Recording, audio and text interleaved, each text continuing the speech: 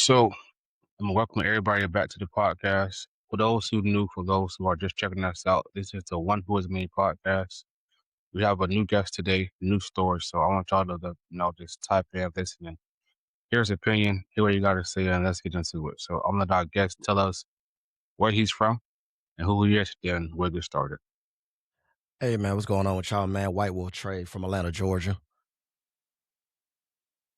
Um, man, I'm telling you, this car scene out here nowadays is different, man. I'm pretty sure you want to know the beginning. Oh yeah, from where it very started. So I wasn't always in the car scene, bro. Like really, I didn't care about cars, none of that stuff, man. But my little bro, man, best friend from high school, my little bro, he was mainly into the cars. He dropped out of school about I think like 11th grade. Um, had a whole bunch of family problems, man. He ended up getting locked into the car scene young, man. Like he had nothing else to do, no school to go to. So he was at all the meets and all that stuff before I even knew what a meet was. I thought he was just talking about like car shows or something. So while I'm in school, I was like a senior in high school. I'm in school. He out there, going to meets. They thought he was older than me for a while. You know what I'm saying? So I'm telling you, bro, like, and he was telling me about it, but like I said, I want a car dude like that. So, um, his mom ended up getting on his case, ended up saying, hey, you gotta now for those who aren't familiar, there's a spot like called Open Campus, and in Georgia, it's kind of like an alternative school. So she wanted him to get his GED, sent him to school to go do that. He got linked in with some dope boys, stuff like that. Man, this kid, they had him running from GSP before it was trending. So I Oh remember just man, right, man, look, now I don't know if you've been to Atlanta, anything like that, but not in yet. okay, well, we got something like the nicest mall in Georgia, I can say is gonna be Lenox. It's a Okay, big thing. This cat was like, that's downtown. No GPS. He's running from GSP 100 plus miles an hour. He ran the back roads from Lenox Mall all the way back to the east side. And like I said, I need a GPS, bro. This dude knew the city inside and out. So I'm like, bro, you wilding, you wilding. Woo, woo, woo. So, like I said, I'm not really messing with the car scene like that. I'm just riding with my boy. This is my little bro, man. I love him, man. So my boy Cash, man, he just wow. Um, Ended up doing some stuff, working with the dope boys, whatever. They ended up, me and him got a little bit of beef. We didn't talk for about a month or two. Um, and then we tried to chop things up, had a falling out. I ain't talked to my boy for about a year or so. Once mm, again, not fucking with the car scene. That ain't my thing. My boy, he ended up getting killed. Apparently some things went bad. And I didn't know this for y'all missed a funeral and everything. I didn't know he even died. I just one day I grew up, I was mature, man. I think it was like 2015, 2016. I think I started to mature, really like said, let me go talk to my boy, apologize. This is my brother, man. I go right. to his house, go chop it up. When he would answer his phone, so I said, dang, this boy, he's stubborn, man. He's stubborn. We gotta answer the phone. I just pulled up at his house one day. Back then I had at the time I had a BMW. That thing was going in and out. Uh that I ended up getting like it was a 2016 Mustang. Right when it was a Okay, V6 though. Like I say, it was just the looks. Just want to enjoy it. I pulled up at my boy's house, just had something to talk about. I knock on the door. His mom opens the door up. And I'm like, she like, oh Trey, what's up? I ain't seen you. How you been? I said, no, I'm just here to see Cash, man. What going on with him? Woman immediately busting the tears, bro. I'm just like, I just asked about your son. Like, hey, and she told me he died like a year prior to that. And I was like, whoa, like I felt terrible, man. So but I remember he loved cars, stuff like that. I remember talking with my homegirl. My homegirl, she was on the dyke type stuff, whatever. Well, we was childhood friends as well. And I was like, man, I'm trying to get into the car scene. Woo, woo. Like her pops, which is like, yo, well, we trying to get into it too. We heard about a couple meets over in Gwinnett, stuff like that. Near on like that's like the north side a little bit. So okay, I said, well, I got this Mustang. So they seen the Mustang. They said, oh, yeah, yeah, yeah, yeah. But we didn't know about V8s and we just knew car, you know what I'm saying? So right. like, yeah, yeah, that'd be clean, bring that. Woo. So I drove that for a little bit. Woo, but the Mustang, I couldn't rock with the Mustang too long. Cause that car just shut down on me for no reason. Bunch of recalls. I don't really mess with Ford. I'm not dissing everybody who love the Fords. If you love Ford, you love them. But I don't rock with it. Cause that car literally, you going 60, 70 miles on the highway, it'll just cut off. They said it was like Mm, a glitch in the system. I'll get into the car, like the little radio and all that touchscreen radio, all that stuff will freeze up. They talking about, oh, when the car gets hot. This is Georgia, it's Atlanta, Georgia, bro. So I end up dating this girl. I got, oh man, okay. So they was remodeling the quick trips and stuff like that, man. When I tell you, I had they just rebuilt the quick trips, like they changed the style up. I had to flex the Mustang. And you know what I mean? This Got you. girl had to, bro. Got you. Grand opening, I had to. I ain't need gas that day. I should have just went home. You know what I mean? This girl, man, we ended up dating. And apparently she was messing with the car scene as well. So I said, okay, it's all lining up. I'm doing this for my little bro. I'm telling my story. Folks like, yeah, woo, woo. But she was like, a real man drive Camaro. Real man drive Chevy. So I was like, I mean, a car is a car. Anyway, man, I got sick of the Mustang, traded in, got my V6 Camaro. And then, of course, like years later, I ended up getting my SS. But man, the car scene back in 2016 to now, bro, like I just got my SS probably like 2022. No. 2022. Man, COVID-19 destroyed the car scene, bro. I'm just gonna leave it right there, let you take it on. But COVID killed it. Not what it used to be, bro. Like they really just changed it for me. Okay, I can say I fully got into the car scene 2023. Like before that, I've been into the car scene, but it Yeah. was like cars and coffees, and I just I had friends in the car scene, but like I never dove into it until 2023. Wow. That's to have I got into the car scene by starting a car group, right? So I started a car group called Legion with a few friends from Jacksonville. They all, bro, the most, I want to say the majority of the car group was in Navy. So like, All right. it drove very interesting. Like it started with one person in Navy, then went to another one, then went to another one. So like for a good minute, I was the only person in the car group not in the service, right? Yeah. That ended up happening. I got to see the car scene firsthand, as far as trying to network with other car groups, trying to make it to car meets, host our own car meets. Like I was not by myself, but like I got the feel of the car scene through all that. I got to see how it was trying to be involved in it, how I felt trying to network within the car scene. And I'm like, at first, bro, I'm just like, nah, like I would rather just hang out with just my car group and just leave it as that. Cause trying to network with other car groups, bro, like it just wasn't working out at all. Mm. So that ended up slowly going downhill. My car kept breaking. To a good little point, it kept breaking. My friend Justin car, his engine, he had a FRS. His engine kept going out, bro.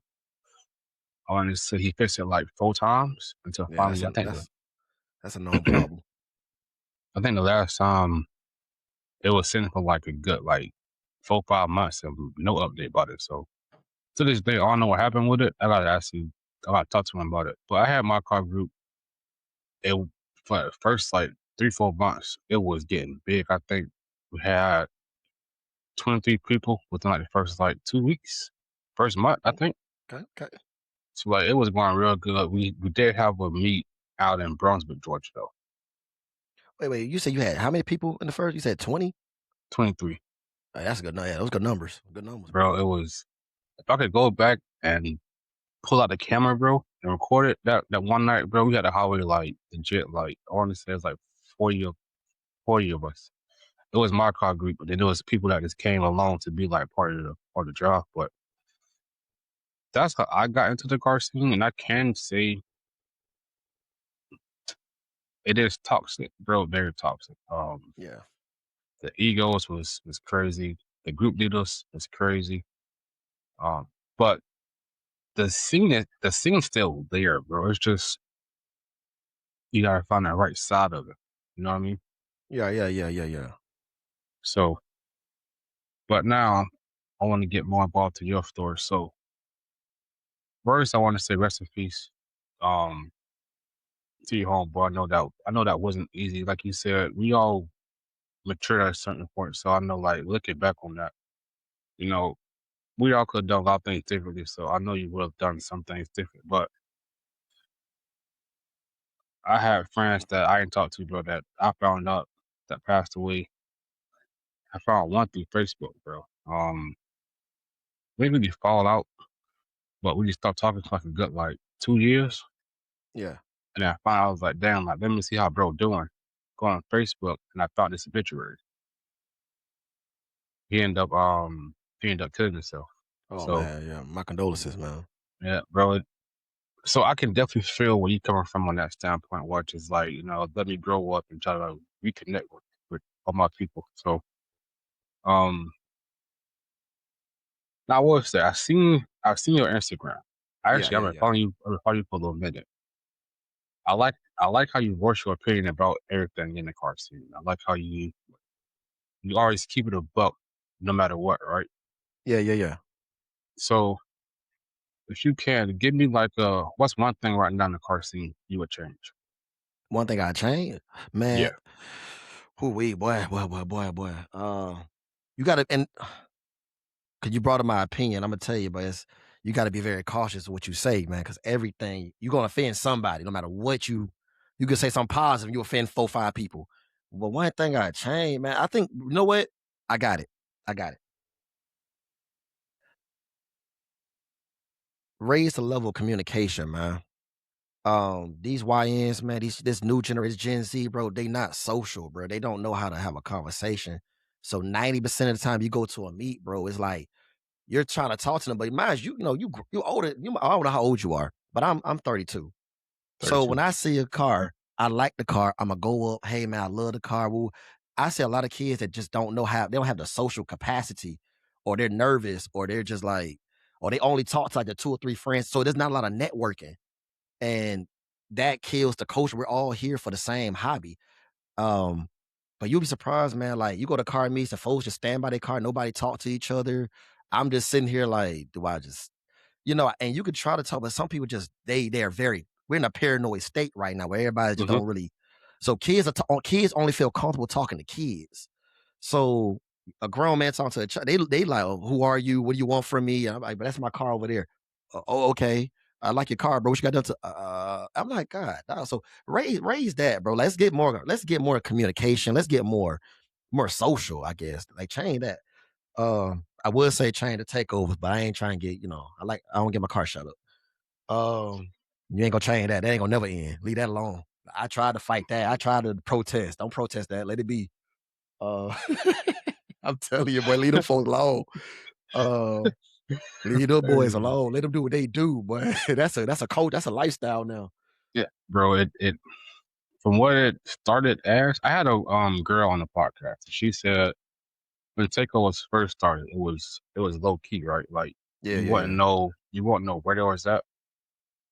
But she did admit today's takeover. She was just like, it's kind of it's not the same as it used to be. Like they had their own spot. It didn't bother nobody. But today's takeovers, bro. I also advocate. I do not like takeovers. I don't support it. Uh, But I will sit and talk to somebody who does takeovers. I ain't gonna discriminate against you. We all do our own thing, but I can't support takeovers. It's not, and because of the rep it gave everybody in the cars. do you want to know when I start I stopped messing with the takeovers, bro? I'm gonna keep it a buck with you. Well, takeovers, it started in California. Now, of course, every other state gonna say, nah, it started here. To my knowledge, it started in California.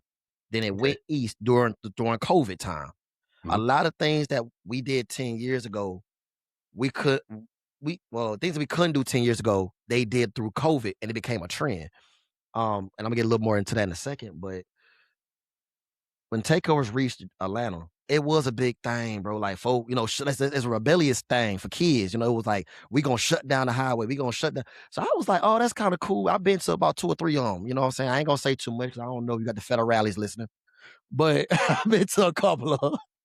And it's a vibe. You get to see if you didn't know how to, better know how to slide. Make sure you know how to slide. Let's start there. But when I think one day they went too far where they had blocked the intersection leading to a hospital and the Um, paramedics couldn't get through to the hospital. So mind you, this could be somebody's parent, cousin. So I'm thinking about my little brother, like, man, what if that was my little bro in the back of that paramedics trying to get to the hospital and the paramedics can't reach the hospital because y'all literally are blocking like the intersection to the entrance of the Yeah, no. hospital. Oh, that's So crazy. man, that was terrible, boy. That was terrible. So many police came out for that, man. And that's when I did start voicing my opinion on. But I'm telling you, bro, when you voice your opinion, you don't want to. It's a politic. It's politics down here, man. It's a hierarchy down here as well. You cannot go on social media. One thing you don't want to do is don't say nobody name. Don't say no name, no car club, no leader. Even if they nickname, don't say none of that.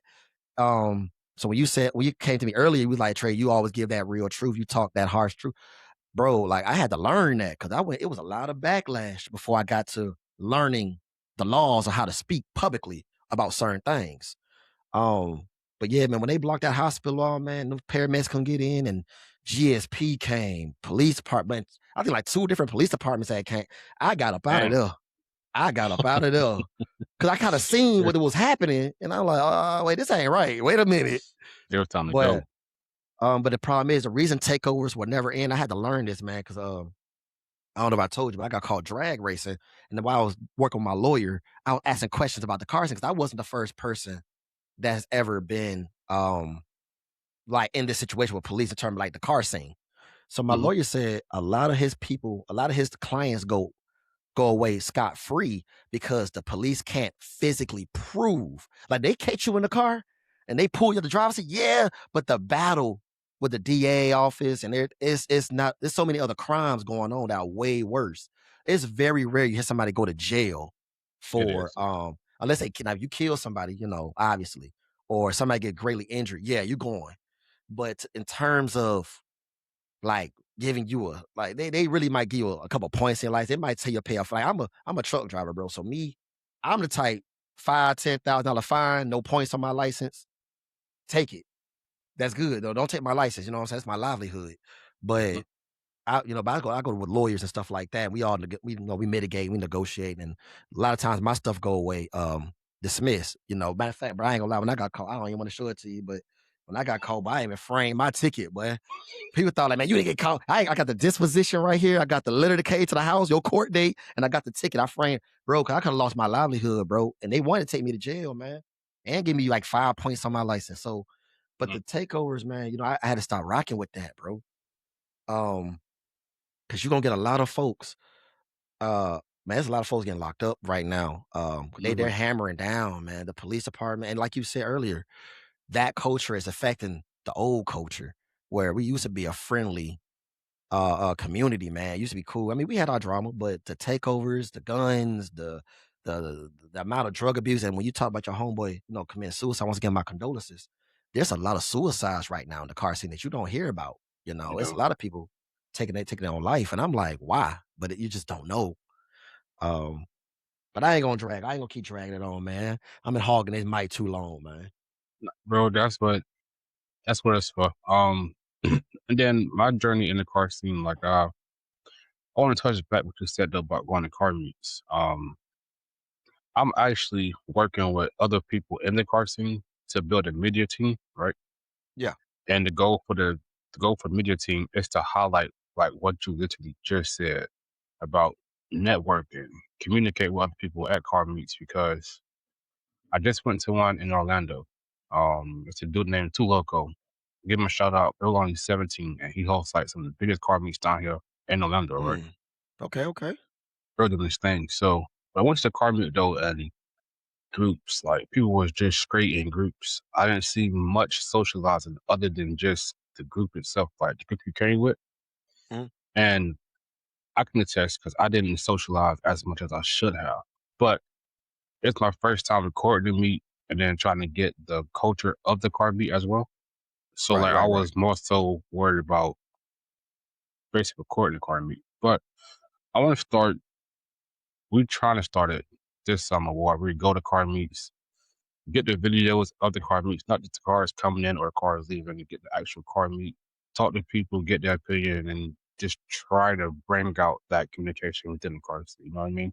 Right. Um, and then eventually we'll branch out and start doing other states, other cities, just recording the car meet, trying to get the people in the scene to come together. Um,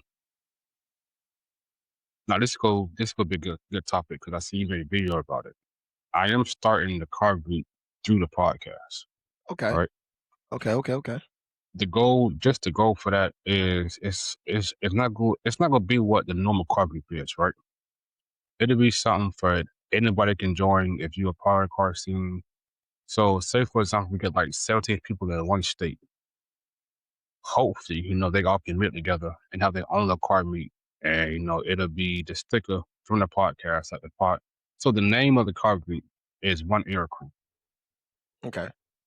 And the goal for that is just to bring people together within the car scene. Like it's not like your typical car group where you got like the rules, the roles. Well, there will be roles, but like really when it comes to rules, we just want everybody to just come together type deal. Like Right. Right. So you probably got the banner on the windshield or in the back windshield, something like that. Yeah. Yeah. Yeah. yeah. So we do that, but I'm trying to get it to where it don't interfere with other car groups. I know that's hard to do because of like I say, how people structure their car groups. But Right. it's just something to just bring people together in the car scene that way we can talk to people, get out and know somebody. And, I'm trying to host car meets eventually in different cities and states. So basically, we're getting the team ready for that. That way we can start traveling, recording car meets, meeting new people, just bringing everybody together.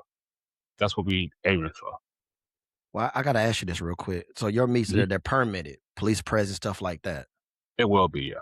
Okay, because that's one of the biggest things. They want permits. They want police presence now. Yeah, they want stuff like that. That's why I haven't hosted one yet. I don't want to just host one and they get shut down, people get kicked out, somebody get either, I don't want anything to happen at a meet that I host. So I'm trying to wait until I got a spot secure and set up that way I can just host it, get the police to make sure it's like smooth, no Right, like right, right, I don't want like no like bad stuff tied to the podcast or to the group that we're making because also the reason I started podcasting is I want people in the car scene to know that they have a voice. You know what I mean? right. Like the car scene, it's it has a bad rep. That's from outside stuff. It's also from the car scene itself. But we never got to really hear the people in the car scene give their opinion or speak up. Like you don't really get to hear that, and that's why I started this podcast was to actually give the car scene that voice. Speaking up in the car scene is almost equivalent to Cat Williams when he went to Club Shay Shay. I'm gonna tell you right now, bro. Like, you gotta understand, it's politics. To this, you can Hmm. lose your. All it takes is one car club or one content creator to say something about you, and even if you said the right thing and you spoke the truth, bro, they can excommunicado you overnight, bro. I've seen it. I've seen it. And because everybody's chasing that clout, man. A lot Hmm. of people in the car scene today aren't car enthusiasts. They're not real, like, because nowadays, think about it. You could just go finance a Hellcat, go get you a Cobra, go get you a GTR, go get you a you know what I'm saying, ZL1, or M5 BMW. You go get you an AMG. So if you can just go finance that, and by just having the car, they go, bro. It's too easy to buy reputation now. It's a pay to win situation right now. And so when you Hmm. do come across people that are really OGs in the scene, I've been there 10 years. I got tenure. I've been here a long time. Like, if you can go through my timeline, go back a decade for real, and see that I've really been here with the racing and the car meets and the so when you got that kind of legacy under your belt, bro, you can talk and not really care. And I'm a grown man. I don't care what a kid feel about me, but I've seen situations where it gets violent, bro. I've seen situations where people want to be in a car club so bad. So this car club leader over here say, I don't like White Wolf Trey. That kid want to get in so bad because that you can convince children. That's I mean, when you say you had like 23 people, 20 people in your first month, those are beautiful numbers. But what you do when you say a car club that got, they got probably 50, 60 members, they got 30,000 followers, they got, they hosting legal pits. And it ain't, even if what I said was right, you want that clout, you want that status. So Hmm. it might be like, man, hey, if y'all don't like them, I don't like them. But so you got this trend of followers. And you also have this trend of it's easy to manipulate a child. That's why now I'm not gonna lie. And 10 years ago, I seen it here and there. Today, they sexualize the young girls. They got them shaking on Huge. the car, dancing. Come on now, sex sales, man. So they got the girls because they know the girls gonna bring in the YNs. And they know the Hmm. YNs going, those the foot soldiers, those the crash outs. So man, they got some people got a military behind them, man. They got Oh yeah, about 100 YNs they can call, and them boys they gonna get active because they want this life, and it's sad, man. Think something does has to be done. Um, it's because it's destroying what we represent now. Like we're almost equal with gang banging and drug dealing. You know what I'm saying? Like it's getting to that point. they got a whole they got legislation now. You get caught doing this. I mean, we write this laws now. Like Yeah, unlawful bro. gathering is what they use the most. Unlawful gathering. Um, Um, and that's also something that we advocate for as women in the car scene, right? yeah, yeah, yeah, And I seen the video you made about the woman group leaders, yeah, yeah, yeah, and I say as and it's not all men, but we don't give the females the respect that they do deserve in a car scene. yeah. They showing out Because, now. bro, I've talked to some. We had some on the podcast that made a huge difference. And that, bro, you got females doing some bills that's better than dudes. You got some females that's hosting car meets that's better than what we doing. So just because they're a female, don't give us the right to bash them. And then like you just said, they got these females out here, bro, just like putting themselves on display in the wrong ways because most little girls don't know, but that man, everything you do follows you, Right, especially as a female. Like anybody, they're gonna try to use that against you as long as they can. Like, oh, well, you was doing this at that age, that at this age, and they're gonna just try to keep it attached to your name when that's not really who you are. It's just what you follow. right, right, right. And another big thing you touched, you said was well, you didn't really say it, but you said it is the clout. I feel like a lot of people in the car scene are in it for the clout. They want just that viral video. They want to be the person that everybody like, oh shit, you seen so and so video, or oh shit, so and so come out tonight, like you should pop out just cause. Yeah, So I feel like it's a lot of people that's not in it, that's really in it like to be a true part of it. I feel like they're just in it to get the clout. And then when it comes to the cars too, though, like you made a very valid point. And I like how you said it, where you said people are buying validation because we now judge people for what they drive. Like, I'm not gonna sit here and say I have seen some cars that I feel like shouldn't be in a car scene, but I had to step back and I had to look at it from a different standpoint. Everybody not in the car scene to be fast, and not in the car scene to race. yeah. Um, they're not looking for big numbers. Like some people want to build them like a nice ass car and then leave it as that, like purely just Right, right, cosmetics and leave it as that. So I had to be like, I can't sit and say what car can and shouldn't be in the car scene. right, right, right, right. That That's up. violates. Yeah, it's like that's up for the car scene to decide. But then also, if you got a nice bill and it's smooth, like you can't really say nothing about it. It it belongs to because if we've been honest, the car scene started off what JDU. Yeah, yeah. I ain't gonna lie. The Hispanic community, they was big into the JDMs. They was bringing them out, man. And I ain't gonna lie to you. I was really pushing more toward becoming an import man before I got into muscle cars, bro. And because it was that culture. Now they they really showed us what the car can do. And they spent way a fraction of what we was spending. Oh Not yeah, saying they don't get up to some numbers, but man, you could build you a nice ass car, man, for little or nothing, but we don't know that because a lot of people are not educated.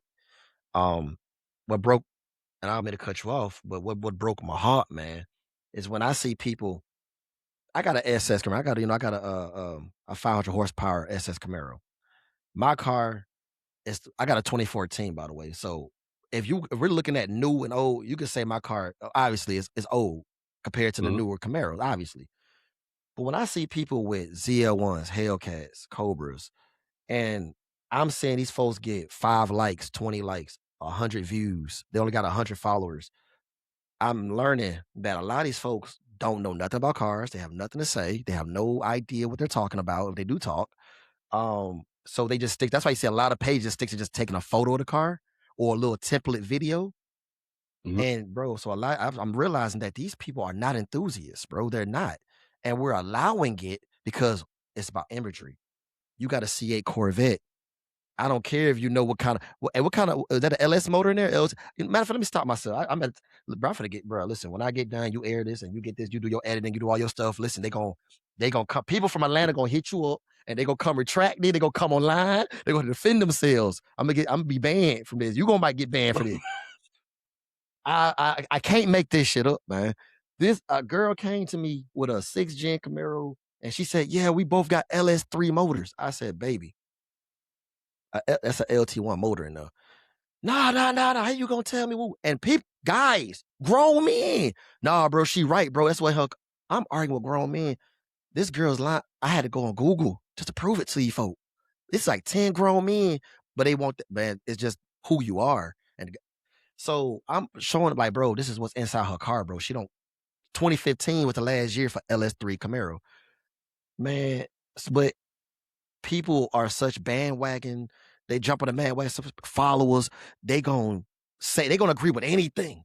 Mm-hmm. So I had a Hellcat owner tell me, his car was only like 500 horsepower, and I said, bro, like, are we talking to the wheel? We talking like crank? What we talk? And he was like, bro, like, yeah, bro, it's like 500 to the wheel, bro. I'm like, I don't think you Yeah. right, bro. We might need to revive these numbers, bro. Mm-hmm.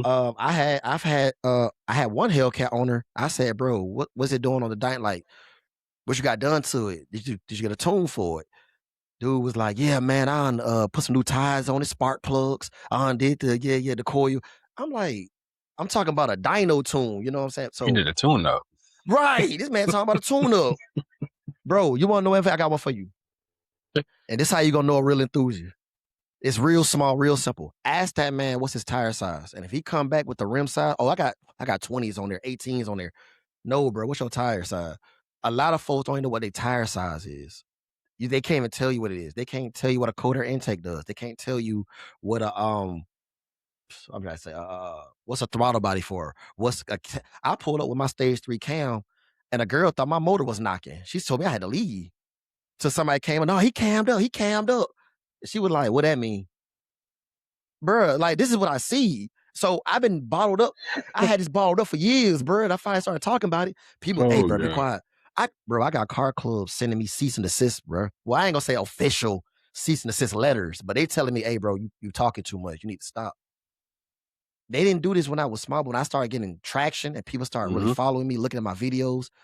And to be honest with you, bro, I really wasn't big into this car. I just got like from January, no, excuse me. Yeah, January to now, I went up like 4,000 or 5,000 followers, bro.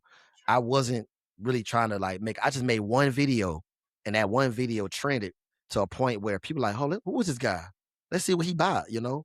Mm-hmm. Um, the car scene is crazy, man. I try my best to guide them, but I've been speaking this truth for so long. But when you talked about the females earlier, I'm gonna tell you, the females right now are carrying the car scene. They're the best sliders.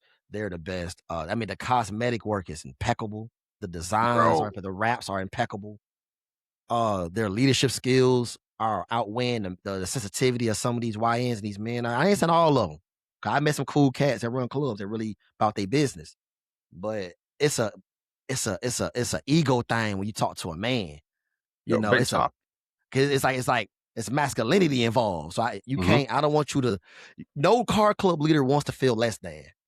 You know, so it's kind of coming up to like the ladies. They don't care. They talk. Berg, I had females call me, Trey. Let's talk about this. I want to meet you face to face.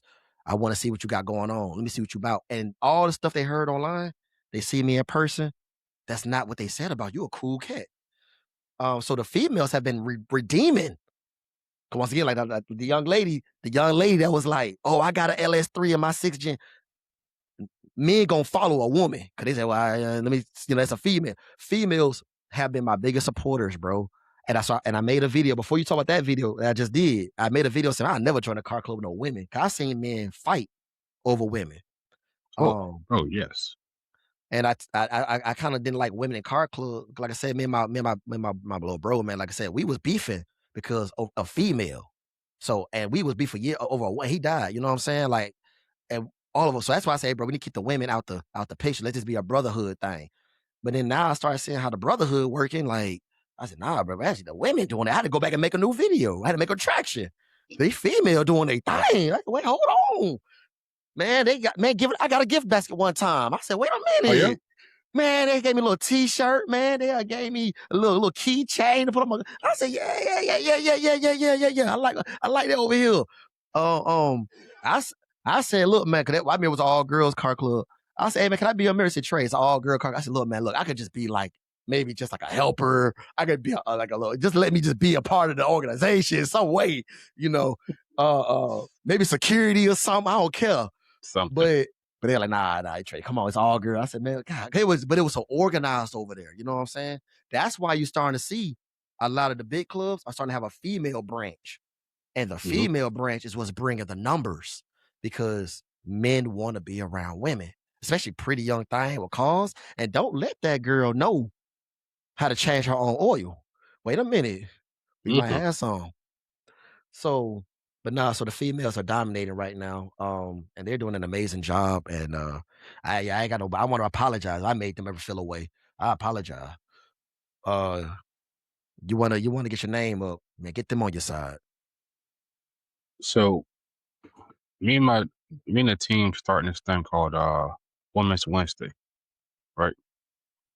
Right. Where every Wednesday I try to shout out women pages in the car scene, or I try to post a video from a woman who came on the podcast, speaking about the car scene. But the reason I'm starting, well, the reason we start with this Wednesday is basically to give them that like acknowledgement of like we see what y'all doing, like we respect it. Like we ain't got no beef. We want more women in the car scene in general, anyways, because I'm gonna keep saying it, bro. Half these women are doing it way better than man Oh is. And from what you just said, like it's just proof in the pudding. So we try and give them a spot that they can feel safe at, a spot that they can feel secure in, where they're not judged, they're not kicked out just from being a woman. You know, not putting no labels on them, we're not discriminating against them. We want them to feel like they like at home, at least through what we're trying to build within the community. And just to touch back earlier on what you said about making a difference or making a change, that's also something that we're working on. Um, if you check your Instagram, I sent you something. Let me take a look here. Let me get a good glance at it. Uh okay, hold on. Y'all boys got some land. Wait a minute now. Let me get my eyes open. I got y'all that's a Drasher banner. Oh, Drasher banner little pit. Hold on. Yeah, wait a minute. I got my phone up. I like So that. pretty soon I'll be reaching out to investors. I potentially have one that I could talk to. I just gotta catch them at Cars and Coffee, right? Right. Um, the goal for that, it'll start small. You know, it'll start first with like a bar dominium type deal, or like a spot. I seen a spot that it's released. It's like 13 a month to lease it, 1,300 a month to lease it. It got good parking. It's a good size of the building. I figure if I can start small, we can try to make that difference that we was talking about earlier in the car scene, where people who and then newcomers who coming in, they get that warm welcome to the car scene. You know, they're not picked on or kicked out because of what they drive or how Right. they drive. So we working on that to basically try. I know we small right now, so we can't make that much of a difference, but we're still trying to make a difference to bring people in, to keep people in the car scene, and then to just get take it back to what it used to be. Because, and you can attest to this, a lot of people, the car scene isn't what it was back then. No. Nowhere, Nowhere near. nowhere near it.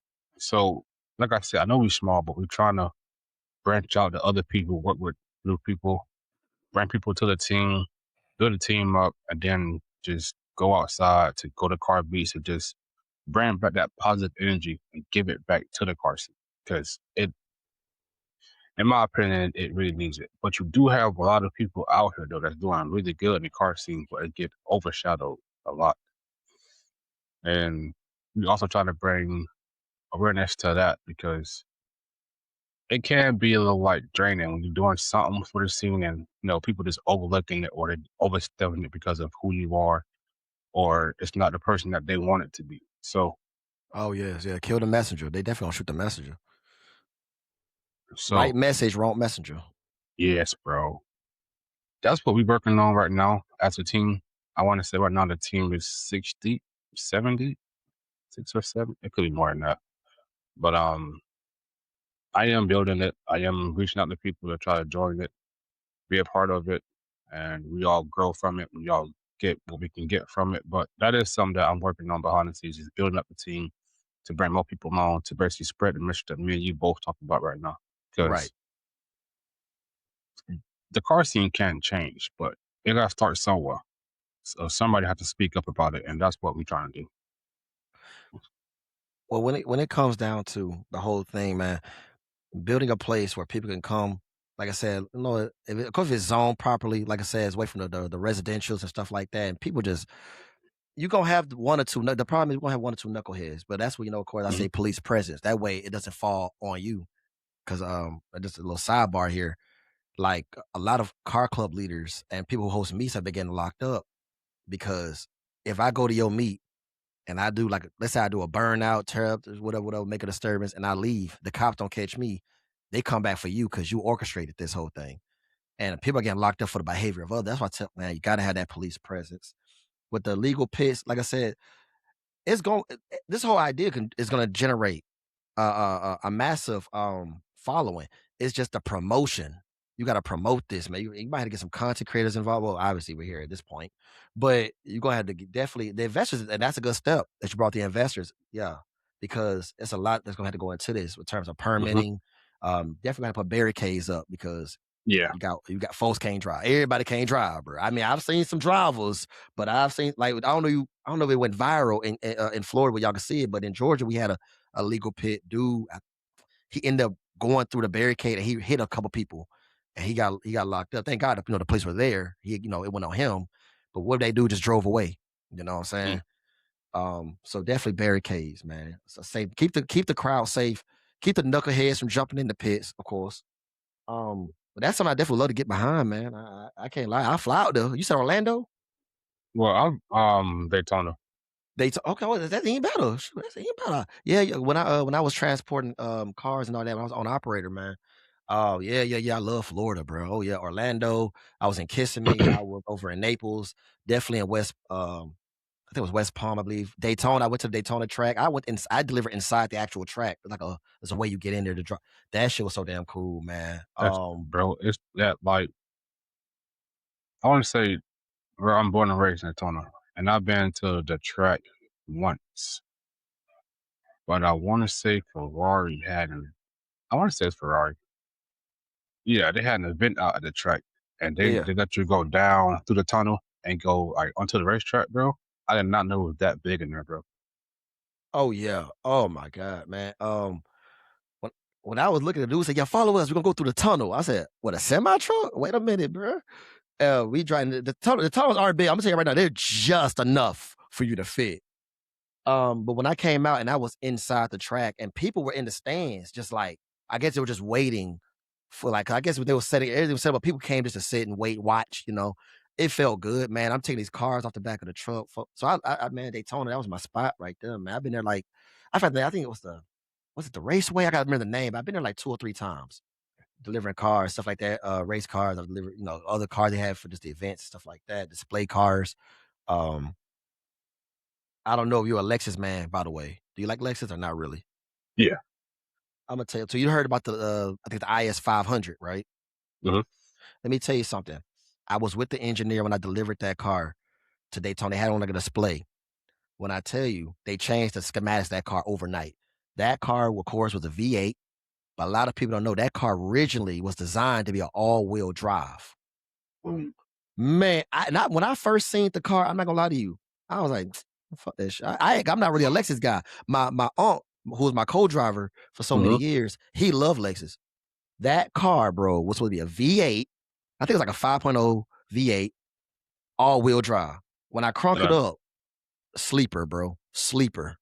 mm, I talked to the engineer. I said, "Tell me about the car." He said, "Yeah, it's all-wheel drive. Ooh, we're working on it. We just want to display it, get people's opinion on it." I said, "I might buy that." When the car finally came out, they made it rear wheel drive. And I No. kept telling people, bro, nobody believed me. I kept telling people. Matter of fact, people didn't start believing me, bro, until I started posting on my story. Like when you start seeing like the Ferraris, the Lambs, man, just everything, bro. Like then folks like, oh, whoa, whoa. I said I deliver prototype cars as well. I did that for 5 years. We were delivering the C8 before the C8 was even announced. I actually took the C8 ZR1 to Miami, South Beach, I believe, near South Beach, but Miami for the grand reveal. Okay, that's dope. Bruh, that I didn't. I'll be real with you. I didn't know it was a ZR1. They said, "Hey, you're taking these cars down." So 2 of them were the Z06s. The third one was a ZR1. I'm not because you don't. I'm not popping the hood, you know what I'm saying? But I know when I Yeah. crunked that car up, it didn't feel like the other 2. And I got across it. Oh, a little extra in here today. I feel it. I said, but I don't drive the cars like 100 miles. Like, I'm not. I might do maybe 10, 15 miles an hour in the car. I'm putting on the back of a truck. You know what I'm saying? Mhm. And I'm going to transport and take care of it on the way down. When I dropped it off, we had to meet somewhere. It's like a little conference center down from where the actual reveal took place. The dude said, "Hey, man, we had the he had the handler. We call them handlers. They Okay. came out. At first, he said he was gonna need me to drive one of the C8s over to like the actual where they're gonna present it, the actual event, the venue. Excuse me, the venue. I get in the car. He had his homeboy just rolled with him. Oh, I'll drive that one. So he said, "Man, just get in the car with me." I said, "All right, cool, man. I've been in many. This is a Z06. I mean, I've been in plenty of these." He said, "Oh no, this is ZR1 because they didn't have the badge on it. They was gonna place the badge on it when it got to the. Cause I guess they wanted everything to be just right." Yeah. I said, "This ain't a ZR1. What?" We get that thing before I even get asked any question. He stomp on the gas. We gone. Police escort. I'm like, oh man, but like I said, folks didn't believe me until I started showing what I did for work because I couldn't. The company I work for, you could do your research on them. It was called Reliable Carriers up in Canton, Michigan. That's the headquarters. Where Michigan, of course, is where you got the Dodge headquarters, the Chevy headquarters. Well, sorry, GM headquarters, and Ford. They're all up there in Michigan. So that's where all the big manufacturers are.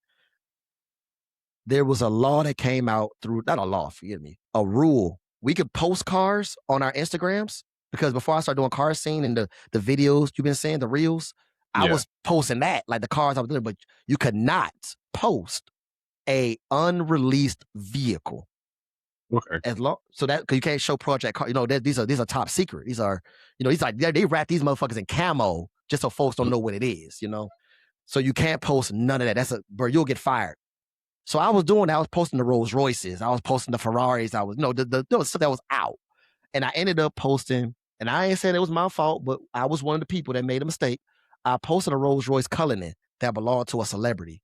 And I guess some way, somehow, he found out. Now I'm not saying I was the reason, but a month later, the vice president said you can no longer post anything dealing with cars at this company. So now I don't work for them anymore. Don't give a fuck. I just like, I posted the fuck out. I don't care. So that's when people started saying, like, wait, whoa, Trey, wait. Because people already was fucking with my reels. Now they see, okay, this guy, he's posting reels. He's telling the harsh truth. They going back 10 years. They saying I'm really been in this car scene stuff. Then they seen I was an owner operator for 5 years. They're seeing the car. I said, whoa, this guy is official.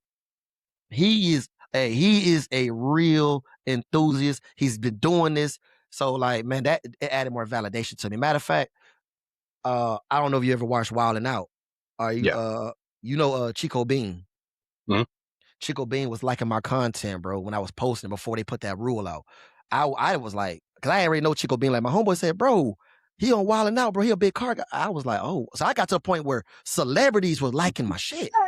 Then they came out with the rule and they made me delete everything off my profile, bro. Either delete everything or you're fired. So that I'm pretty sure that set you back too, though. what? Man, I was coming up, bro. I was coming. I never had because just get into social media, bro. This was years ago, of course. But getting into social media, bro, like I'm like, okay, I was happy to get 100 likes. When my stuff was getting 1,000 likes, 200, and then I got like one video had 10,000 likes because my homeboy was doing an Andrew Tate impression. It got like 12,000 likes or 10,000 likes, something like that. 200 something thousand views. I was like doing my. I said, "Whoa, I gotta keep going." Then they came out with that rule, and I just because I got posted my Camaro, but back then it wasn't cam. Back then the car scene was mainly takeovers, and I was like, "All right, I could probably hit the takeover scene," but that was getting bad. So I just ran out of stuff to do, and just one day, bro, I just made a video in my car talk about this kid. That, by the way, that I don't even see my first video that actually made some real traction, but a kid called me a fraud. And he called me a fraud because I, you've been in the car scene long enough. Mhm. If a kid come to you, bro, and the kid say, "Hey, man, I like your car. What you got done to it?" And you explain what you got done to it. And you might even say, "Well, this is how much horsepower I'm running." You expect the kid to get similar horsepower to you, right? I told this kid about last year, August. I told this kid, man, he asked me about my car. I said, "Bro, I got a cam, I got intake manifold, I got lifters, all this stuff, man." I'm going down the line with the kid. Transmission coolers, all that. Um, the kid goes, not only does he follows my blueprints, he go get new, I mean, not ported heads. He got new heads. He run E85. This kid is doing 530 to the wheel, hands down, right? Oh, that's not bad at all. He might be doing a little bit more, 530 to 540, but he's doing some numbers for NA build, bro. No force induction. That's a nice build. That's nice, The, Bill. the kid comes back to me in January. I'm literally on the way to get my place an order for my girl's birthday cake at Mhm. Publix. This kid called me a fraud. He said, "You a fucking fraud." And I'm looking like, I thought the kid, I ain't know who he was. He found me on Instagram, looked me up, called me a fraud. And I'm looking like, "I'm sorry, bro. Who are you, bro?" He said, "Bro, you told me I can get 600 horsepower off a stage 3 cam by itself." And I'm just like, that's impossible. Yeah, no. No, the shop that installed your parts should even told you, but the shop ended up feeding this kid a lie, and they took his money. He spent thousands of dollars, bro. And I want to say he's well over 20, 30 grand in. Definitely on that motor. Like just Mm. the heads, the labor, the tuning, Yeah, he's and spent some money on that he's one. in, boy, what? I think he bought like Frankenstein heads or something like that, but he spent some bread, Okay. man. And uh, uh um and instead of blaming the shop, he came to blame me. So I'm arguing with the kid. This kid, young man. This is what I learned too. Don't say nobody's name. I said I'm not finna argue because the real notion why I started was I'm not finna be internet beefing with a child, bro. Like, you know what I'm saying? Facts. I'm a grown man. You beefing with a child, and I'm already going through a whole thing because I was beefing with a lot of people. But I said, let me make this video, but let me not say the kid's name. Let the people find out who he is. Oh yeah, for So sure. They definitely will. man, and that was my niche right there, letting people find out who I was talking about because these stories were just so unbelievable. So when I was sitting in the Publix parking lot, I'm getting ready to go inside the place to order my cat. I said, "Nah, fuck that. Let me make this video." I made the video, bro. I posted the video the next day because I thought about it. I said, "Man, I really want to post this shit." I thought about it, bro. Because you make a video and you like, yeah, I'm over it now. I don't want to post Hey, it. all the time, bro. My uncle in my ear, my goddad in my ear as well. Man, just post it, bro. So that way, if anybody say anything, you can have your rebuttal already lined up. I posted it. I got like 20 likes on it. I ain't thinking about it, bro. I'm thinking because I ain't really have no name, nothing like that. I only had maybe like 2,000 like followers, but I don't really post content to stay in people's timeline. They feed. So Mhm. I'm like 20 likes. Fuck it. I go to sleep.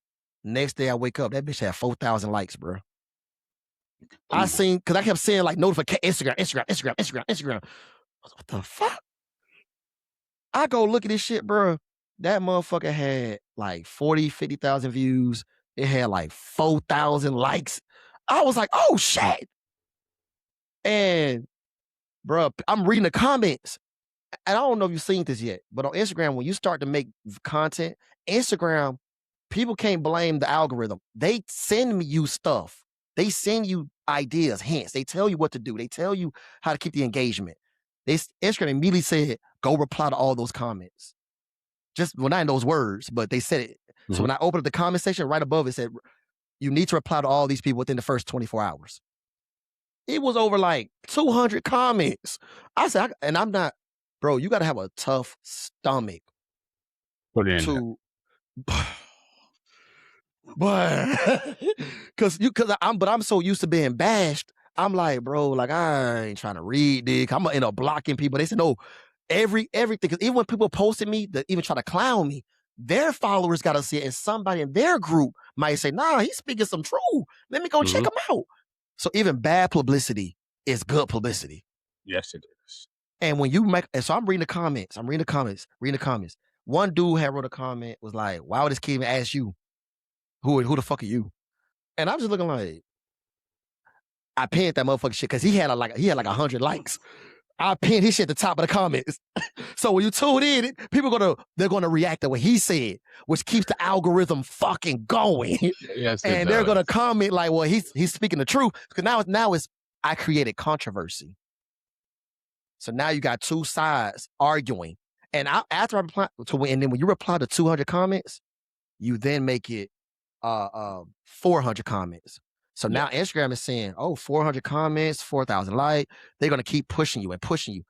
And I made, then I started getting out, I got a little big headed. I started dissing the car clubs. When I did that, I had a homeboy in Louisiana. He called me, Trey, did you make a video? I said, yeah, I make a video. Like, what's up? And mind you, he don't follow me on Instagram because we had a little beef, but we squashed things. He said, bro, my people in Baton Rouge seen your video, sent it to me. I said, I know him. They said, you don't know that motherfucker. He called me on the phone to prove that he knew me. FaceTime me.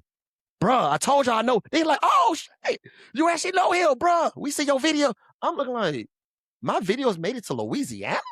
Yeah, that's dope. Then it made it to California. Then my videos started going to New Jersey, Ohio. It went back to Michigan because yeah. Cause I've been talking a lot of shit about Mopar, bro. I ain't gonna lie, I talk a lot of shit about Mopar. It got to Michigan. They fuck heavy with Dodge. They love that shit up there, boy. They love that shit. I started, man, then I started, people started following me. And bro, I ain't gonna lie to you, like, and if I didn't follow you on like the first time, bro, because these shits were coming in. I'm talking about, you get on Instagram, you got another 100, 200 followers. You don't know who these people are, bro. So my request box was just filled. So I think you had messaged me.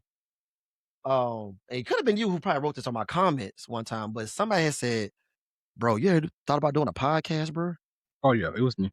That was okay, bro. I've been talking about a podcast for years, but my homeboy is like, nah, we ain't trying to do it now. I got space in my house, bro. Like I literally have a whole, well, this is my Twitch setup right here. But I told my homeboy, bro, we could put it somewhere in my house. Well, nobody ever wants to get involved because like people, you'd be surprised how many people don't want to be. Your words can get you in trouble, bro. Mm-hmm. So if you was to come on and just say, man, F Dodge, bro, like people gonna notate that. They gonna see you. Hey, he talking all that woo. So that's why, and you know what? I had to go back and apologize to the Dodge community for all the Dodge people that sees this. I get more love from Dodge than I get from Chevy. Not saying I don't get love from Chevy. I be driving my car, bro. I seen Hellcat. One dude had a demon swap Jeep. I think it was a Jeep Cherokee. He put a demon motor in because he owned a performance shop. God damn. Bruh, I'm at the red light. Dude pulled up on me. I saw the big demon like badge on him. I'm like, they don't make demon SUVs. I looked over. Dude like, bro, what's up with you, bro? Hey, keep doing your thing. You know what I'm saying? I was like, appreciate him. My girl in the passenger seat, like, you know them? Hell no. Like, but it feel good. But I ended up meeting him later on because he kept coming. We chopped it up more. His wife had a Camaro, so that's why he was getting some Camaro content. But he cool cat, man. I think they were Steve. Steve. I think Steve. Well, he owns a Trackhawk, but his homeboy had the demon swapped Jeep. And then Steve with the Trackhawk, man. That's my boy right there. He cool folk. He still ain't got back to me on that turbo quote yet, but we gonna figure it out. But no, bro, like, if that one kid had never had just dissed me and you won't be sitting here right now. The crazy part to that is all it takes is it took that one thing. Yep. It took that one thing with you, depending on how you react to it, that one thing could really change everything. Man, I'm telling you, bro. Because like I said, I wasn't, bro, I was about to get out the car scene. I started losing love for it. Then when I started getting this traction, again, like I said, the females redeemed me. I ain't gonna lie. They opened the doors back up for me. They told me I got a homegirl named Redline Shan. She told me, said, Trey, I'm gonna invite you to these meets, but you gotta be on your best behavior. You gotta be with to shake hands with these folk. So I go and I started meeting, but you also too, you learn there's a lot of people. Like, bro, I'm 5'8". I'm not a big dude, bro. I'm about 200 pounds. I'm not like a muscular dude, you know what I'm saying? But I've met car club leaders, bro, that can't even like look me eye to eye when we talk. They get nerdy, they looking down, looking around. I'm like, damn, bro, you can't look as a they don't it's intimidation. It's like a stature thing when you talk to people, bro. And I just be like, bro, what's going on with you, man? Because I address people as equals. I never think I'm Yeah, better than anybody. I come as an equal. But these guys have been so worshipped by all these YNs. When you come in and you shake their hand, or you come in, you look them like, hey man, you address them as like, hey, bro, you just another dude, bro. They don't know how to really socialize with that. They can't cope. They're like, whoa, he must be a somebody. He just came up to me. He didn't talk to my entourage. Who let and it's like, so I had to learn how to like just talk to people, man. I had to really learn how to just understand that some folks just aren't social and they're not really like they're just not they haven't been like addressed formally. yeah, Um but man, I'm telling you, but we're winding all the way fuck back. If we get back to this legal pit thing, bro, I'm telling you, if you do it, I mean, I would say, of course, talk to your city officials. Definitely get involved with the police department. Talk to the chief of police first off. Talk to him first.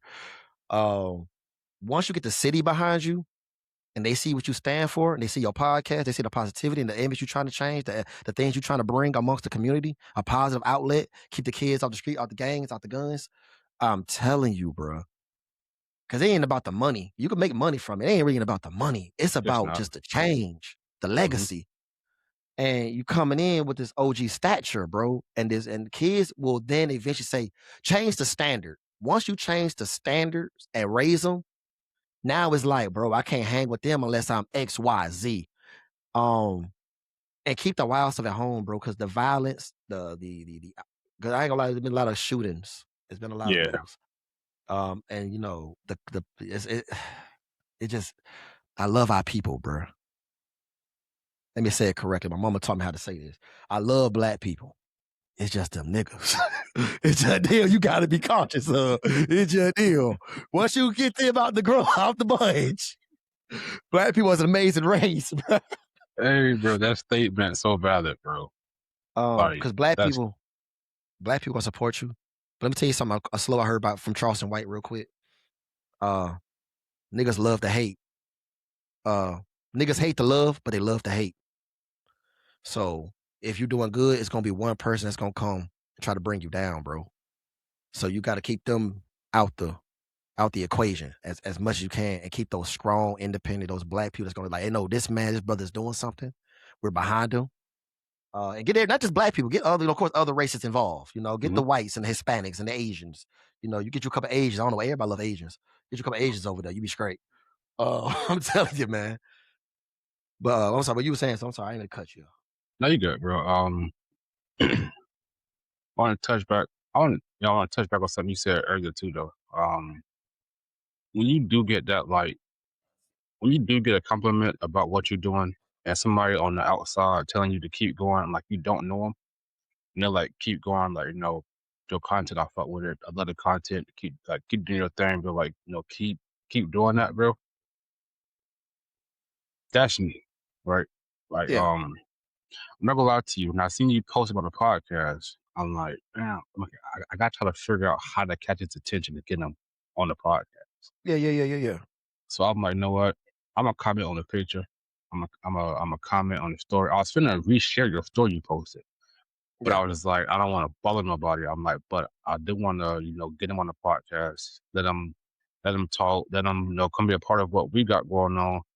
But I'm also like the one thing I'm big on is giving out the energy that you also want. So if I see somebody doing something, the first thing I do is give them the respect, give them their props. Like I'll tell them like what you're doing. Like you may not see it for what you want to see it as because you got biggest critics. But bro, like I have friends. I have a homegirl that want to be an influencer on TikTok. Right. and she was beating herself down for a good little minute. So I want to say I told her just to keep posting. Like it don't matter what it is, just post. She went from 200 to 1,000 within like Yeah, yeah, yeah, yeah.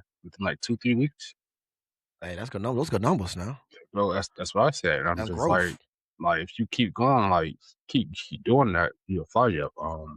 Because eventually you're gonna make a trending video or something that get a lot of attention. Yeah. So that's that's what I'm trying to.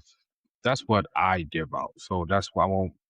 That's what I want the podcast to also give out is just that positive energy because that stuff like that can really like make your day, and then it can make you be like, okay, well, what I'm doing actually matters. It's actually getting to the people that I wanted to get to. So it's actually reaching the audience that I'm trying to reach out to. So um, just going forward, like, because the the one thing too with your content that stood out that this is one thing I struggle with. So to see it be done is what inspires me to try and do it right. Yeah, yeah. One, growing up, I had a speech impediment. I used to stutter real bad, right? Yeah, yeah, yeah. So it's kind of hard to talk to the camera. Like it is, and it's not. Like when I'm by myself, I say like I can't just turn the camera on and talk. I mess up, so I restart it. I mess up, so I restart it. I get through the whole thing, get to the end and mess up and restart it. So Yeah. that's my problem. But when I see people doing it, I'm like, damn, like to me, bro, that's inspiring because that's what I want to do. Like, there's a lot off the podcast I want to do and just talk freely, but I always struggle with that. So when I see it, bro, like it just it get me motivated to actually go and do it. So that's another thing that stood out about your content was like how you keep it going. Like even being a truck driver, I know that's a hard thing to do, but you still make the time to keep going. So I just want to say thank you for inspiring me to keep going, to actually get out there and actually do that kind of content as well.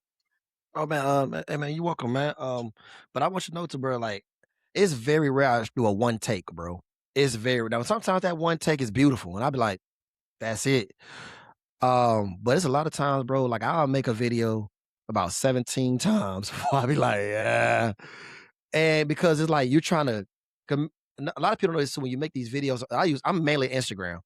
I'm Mhm. trying to branch off into going back to TikTok and then going back and then probably getting back to making my YouTube videos because I had a bunch of YouTube videos, but I just like I said, I lost passion. Um, you got about a minute and 30 seconds to get these people's attention. Really, no, excuse me. You got about 15 seconds to get their attention. Then you only can go about a minute and 30 before the algorithm be like, hey, bro, like folks ain't finna sit around. So get to the point. Um, I do some 3-minute videos, of course, every blue moon, just to kind of hold that watch time. But Mhm. man, to get your point across in a minute, bro, it's not an easy thing, bro. Or if some people try and then you could try to do it in 30 seconds, but you can't say everything that validates you because you're gonna miss so much in 30 seconds. So, but Facts. it takes so yeah, you see some of my videos, bro. Like I might have shot that video about 7 times, bro. And I might be in my garage, like that video was good, but my mic was turned off. So it's an Oh echo. I'm dang. like, God. And Hey then bro. or my car will be like my license plate will be showing. I'd be like, forgot to put that tag on, man. So it's a lot like that might like I don't like my home address being showed. No, I had to start going inside the garage or a different angle. Or I did a video, I got it right now. I can't even post it, bro. I'm trying to find out how to blur my address out. The video was beautiful. It was I touched on so much. And I mean the way I articulated everything was impeccable, bro. But my home address was showing in the background. And I Mhm. was like, and I actually had like I ain't knocking the kid. It was a YN, young cat. He seemed like he's doing some music, whatever. He was like, I guess he's seen my house or seen my car. And he said, bro, I think I know where you live. I said, oh my God, don't tell me no. I don't like hearing stuff like that, bro. Mm-mm. I'm old, so I'm paranoid. My mama don't even know where I live, bro. Like, you know what I'm saying? Like, well, she know where I live. She don't want to come visit me. But it's a safety concern, bro. Because if you actually go look at some of the other content creators, bro, they've been talking about like people just coming by their house. Like I'm talking about the people like 400,000 followers, 1 million followers. They talk about people like coming by their house, people stopping them, people following them. I'm like, yo, you wanna but what you did, though, I wanna wind back. It wasn't the comment you made on the post that got my attention. Well, Mhm. I did see it though. I want to know. I did see it. It wasn't the repost that really got me. When you went and you messaged me, because just because it goes to my request box, Yeah. people, oh, he might not see it, or I messaged him. I go through my request. I meet a couple weirdos. I ain't gonna care, bro. I meet some super fans in there, bro. Like, I inspired this one woman so bad. She said she sold all her possessions and she didn't resign her lease and she going truck driving for the next 3 years. I said, That's baby, so. man, what? Bro, you don't gotta sell your worldly possessions, bro. But Cause that's you don't got to go, bro. but God, I said, baby, you can still keep your house, bro. You gonna make good money. But or I met people, man, that just like, bro, I want to just come hang out with you and come to your city. And I might be like, or they'll try to invite me to their city. And it's like, bro, I ain't, you can read certain people, bro, and be like, I don't really think about hang out with that cat, bro. Like, but I read my messages. So I guess I got down to yours and I seen you talking about the podcast, and I'm like, that's what I want to do. And you're not the only person. I think like 3 other people said the same thing. And I'm like, you know what? I'm trying to get into that podcast universe. I can't set it up here, and because my friends are, I love them to death, but they act like hoe. But but because I said I buy all the equipment, I'll buy all the stuff. You come to my house. We could do it in the garage. We could do. Cause you might have the cars in the background or something like that. That'd be real Mm-hmm. cool to have. Like my Bro, boys had their cars and stuff. it would. Because that background, that backdrop makes it. We're talking cars, so you in a garage and you got somebody's Mustang behind you. You got a Cobra behind you. You got a ZL1 behind us, and we're talking cars. That's a beautiful like attention grabber. It's all It about really holding is. attention. But my homeboy's like, nah, bro, I can't, bro. If I say the wrong thing or if I get too loose, bro, or one of my homeboys, like how you said, some people don't like to stand in front of a camera and talk. And it's just something that I understand. So I don't mind just going to other people's podcasts and just talking. I don't mind working with folk. I don't mind. It's just because it's something I really find a good passion in. I like to talk. That's why I ain't shut the hell up in the last goddamn hour. Um, but man, it's the same thing you talk about, bro. You're not the only person. I know a lot of people, man. Um, and it was killing me. I know some beautiful young ladies, man, that don't have the following they have because they're trying to copy what the men are doing, or they're just trying to do like, oh, I'll just take a picture of my car. And I said, you got a beautiful voice, you got a beautiful smile. Talk. Nah, I don't want to talk because I hate my voice. We all hate our voice. It's cringe as Yeah, fuck. I ain't lie to you, Come bro. on. Like, there be some videos, bro. I'll play it back and I'll be like, Nah. nah, it's not It, like something like that. I'm it's straight. something in our brains, bro, that won't let us enjoy our own voice because we hear it so much. Um, but I be telling people, man, like you can make good content, man. Just talk. It should be easy for young ladies to make content. You're a beautiful young lady, nice car, talk, know some facts, talk about the thing, your stories. Girls can take off. Guys, it's harder for us because first off, I'm not stopping here what no man got to say. It's hard to stop a man to hear. You know what I'm saying? Like, and then uh, um, you got to have something valid to say Mhm. within the first 5 seconds. You need to have something. That's why, man, I try to open. Like, that's why. Also, too, as a little hint for a lot of people making content, put what you're talking, your title, put it in the beginning of the video. I see so many brothers that have tried to copy my formula. They'll get in the car and they'll talk like, "Oh, Trey could do it, I can do it," or they'll try to like and I'd be like, "What are you talking? What am I about to watch?" Let people know what they're watching. Put something down like a little small little a little bubble. You know what I'm Mhm. saying? Saying to make a guy hit my car today. People are gonna hit your car. Let me Yeah, see the damage. Yeah, I'm gonna show y'all the damage in a second. I'm just telling y'all, man, fuck these drivers. Now you got their attention for 30 seconds because they're waiting yeah. to see the car. So you got to have attention grabbing titles. If it's something like gave my mom a ride to work today, you better have some more behind it. You better already have a follower behind that. Like you better have a twin turbo something and your mama didn't know it was twin turbo and her wig fell off or something. You better have something that's gonna hold my attention for the next 15 seconds. No Um, facts. my videos are actually out doing. I mean, I'm. It's one dude. He got some mad at my content. Cat went in the comment section. I'm not watching no more of your videos because all you do is talk. And I went and seen this guy. He was a race, like a street racer, and his content. He was posting legitimate races, bro, like real good races. with like Hellcats and Corvettes, and he was doing his thing, but he was only getting like 100 likes on his videos, and he was only getting like. But the problem was, it wasn't controversy. I create controversy. I make us debate. Do you like import or American muscle?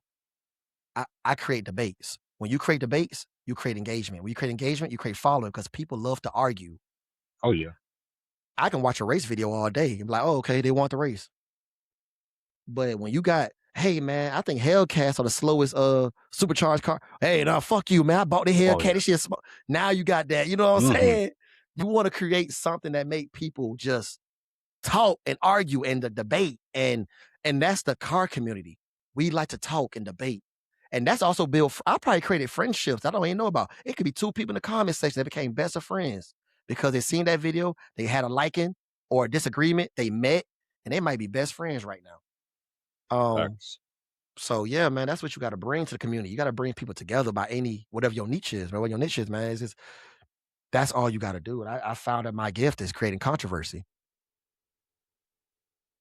in I a good think way. I don't want to say in a bad way.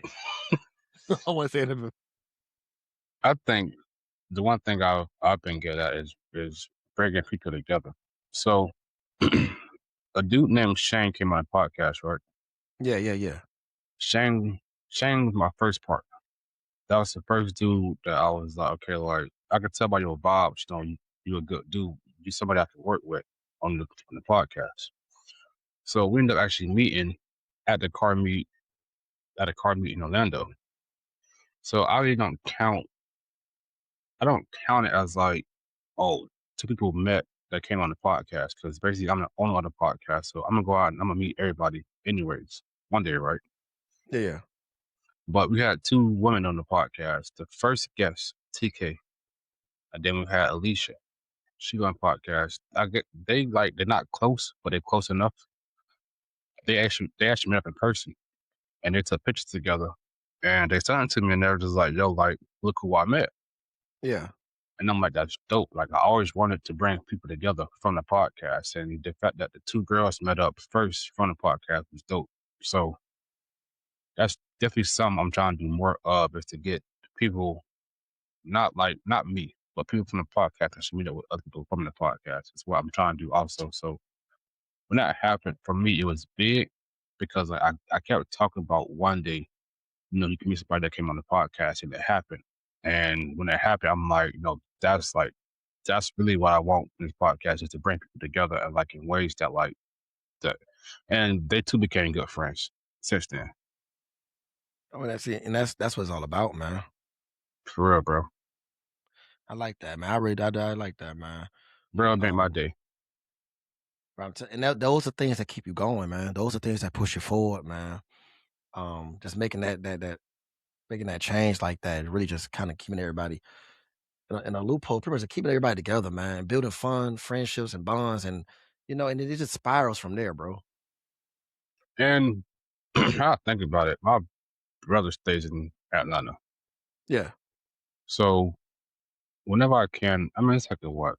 I don't say like 8 hour drive.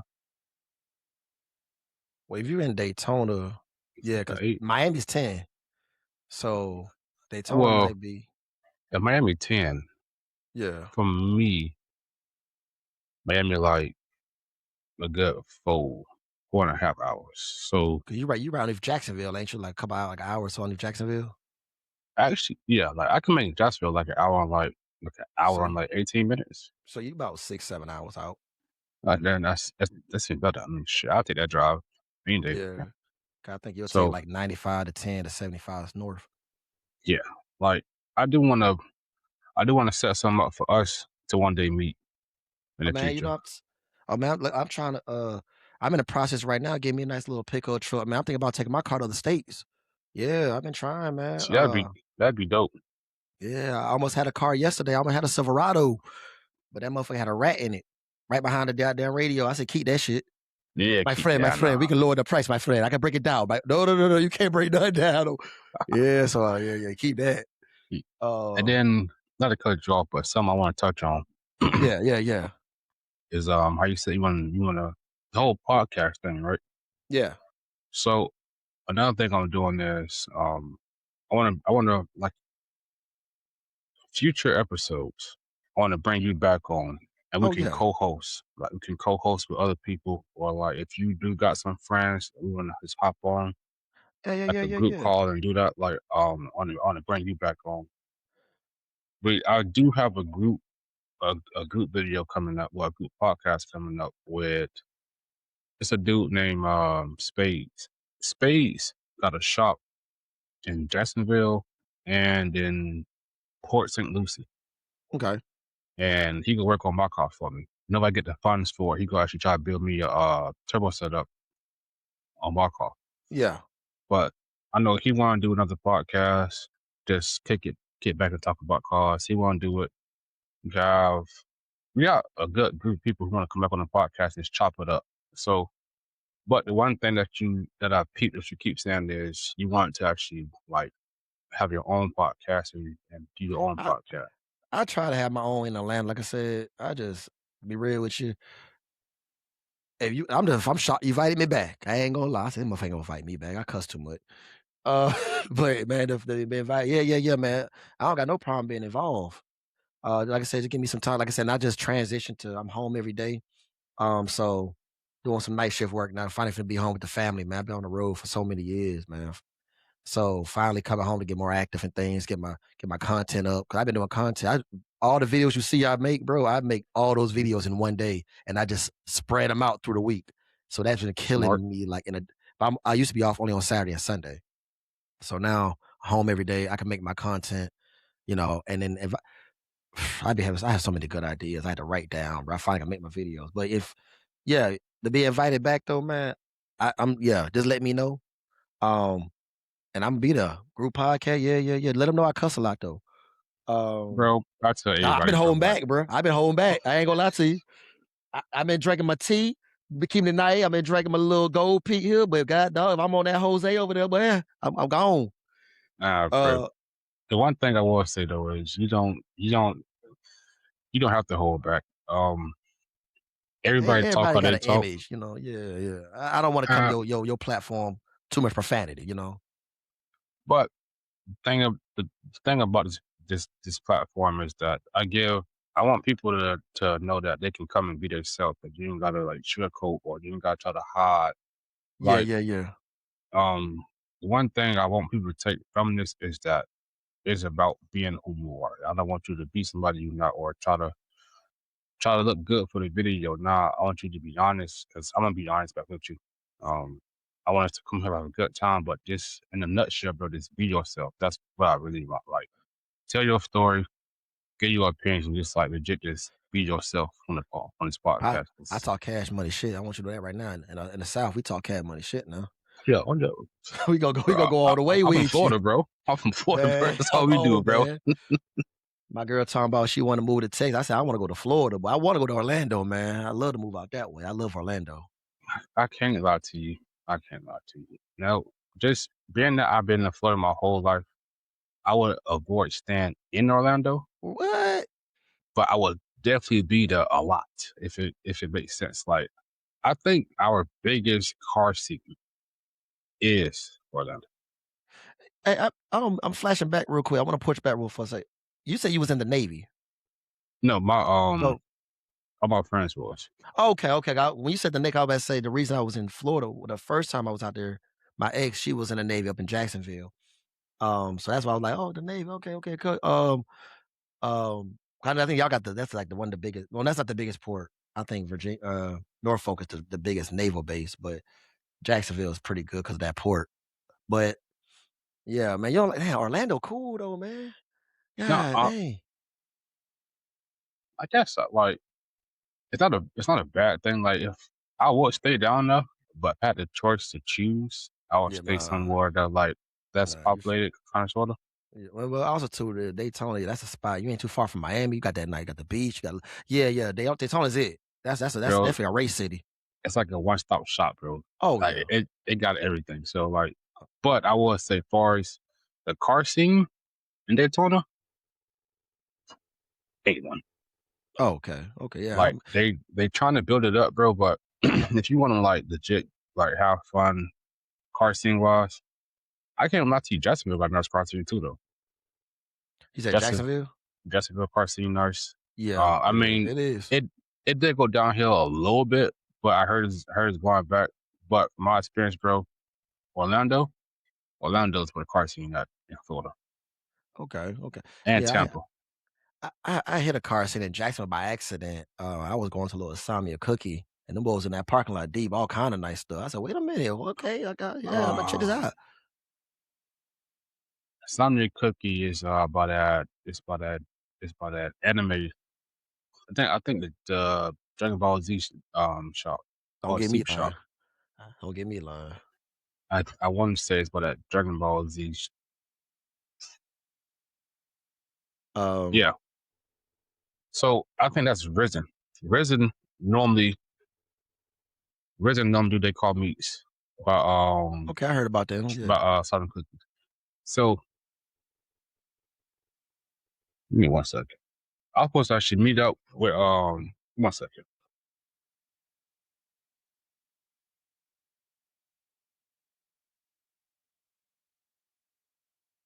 I tried to actually link up with Risen before. Now there's established car group in Jacksonville. yeah, They're the biggest one in Jacksonville.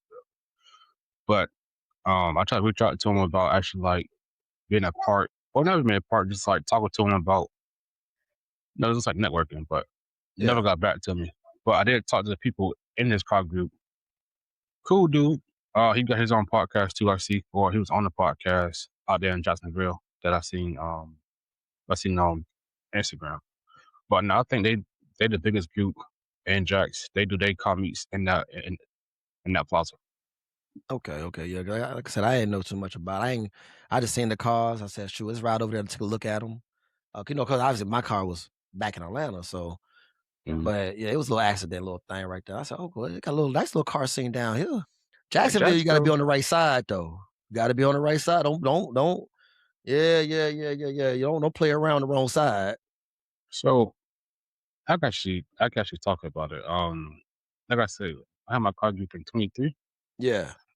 It was bro, it was going real good. It got to the point where I actually moved to Jacksonville to try to Mm. actually take it like to like the like next level. Yeah, yeah, yeah. It ended up not working out like the way I wanted to. So once I kind of seen that the car group wasn't going the route I wanted to go, that's now I was like, well, let me pivot. And I started the podcast in Jacksonville. Now I never actually did a podcast in Jacksonville, Yeah. but that's what I started at. And then now based on back, not even D man, but now I'm doing a podcast itself. But I was supposed to have my car group like it's supposed to be big when I moved down there, but ended up not going the way it was supposed to. So, but things happen. I get it. I feel that. So now I'm just just retry with the podcast to car group. I mean, I'm gonna still keep that car group just cause like the friends I made from it and everything that came from that car group, I don't want to just throw it away because like I met some good people. So I'm gonna still keep that car group, but like Don't going burn your forward, bridges. yeah, like going forward, I'm gonna just work on like the new stuff you got coming with the one era, with the media team, then the other stuff I'm working on like the magazine. And the magazine came about because I'm like, what can I give to people that mean something to them, or like that'd be different. So I work overnight. Well, I used to. No, I worked overnight. Got a day job doing back overnight, and Yeah. my best memories or thoughts come overnight. So I'm like, what if I do a magazine? I'm like, and I give everybody their own page, and I just break down their podcast on their page. Right, right, right. And I was like, you know what? I'm gonna do that. Actually, so I'll I show you the said, front. 'cause I kind of got a vision in my head. I said that'd be kind of hard right there, man. To show like the card and show like their story, all that. That'd be kind of hard. I ain't gonna lie to you. That's I'm gonna show you the not the cover, but when the first page you open it up. Yeah. I sent to you on Instagram. Let me get my. Hold on. But I would say though, going forward, like I would it would be dope to actually work with you on like other stuff too, like as well, other than just the podcast. Oh yeah, I like that. Yeah, that's hard right there. I like that. Dang, but caught me at a crazy time. I'm in a process. I'm about to rewrap my damn car, but fuck it. We'll update it down the road. Yeah, I finna do me another design on the car. Um, as soon as I swap that trans, 'cause that motherfucker gonna catch on fire. Oh, Oh man, yeah, that 680 trans, man. Yeah, you gotta swap that motherfucker as soon as you start working on that damn LS.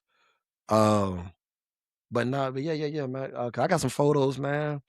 I got some stuff to send. We gonna work and we gonna work together, man. Like the fact that you invited me back for this group podcast. Yeah, you let me know what that is. I got plenty of time now, so we gonna get that going. And yeah, man, yeah. I want to hear more about especially Florida, man. Y'all got a great culture down there. Y'all weathers, yeah, man, y'all storms.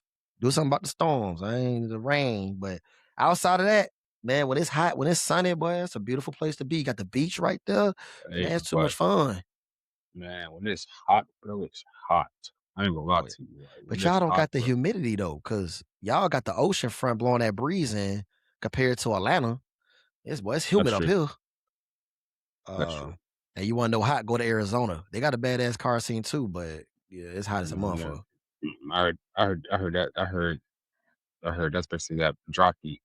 Man, get so hot the tires are blowing park, bro. I seen it. Yeah, nah, Um, I ain't trying to deal with that, bro. but that pavement, but it's like 90 degrees at 7 in the morning. I said, God damn. Nope. That's like 90 is like I like peak 12. 12 o'clock, 1 o'clock is done like when you hit 90 for us, bro. But man, that breeze do become the clutch though, especially Daytona. man, it gets about 115 out that way, boy. Mm-mm. Bro, I'm telling you. But they host a lot of their meets at night or the evening time because it's a little cooler. But and they don't really have a winter time either. So it's always like in the winter it's like 80 degrees, 7 degrees. Um, but man, yeah. But Georgia, man, Georgia has a great car scene. It just has to get back to its roots. Gotta get things revised. There's some people really in the works trying to put stuff together, man. You got a lot of celebrities endorsing car meets. You got a lot of content creators coming to Atlanta, getting into the car scene. They're trying to, even people who aren't even car enthusiasts are coming to the car scene. And there's a lot of people. You don't need a car to be in the car scene. Let's go ahead and get that out the way now.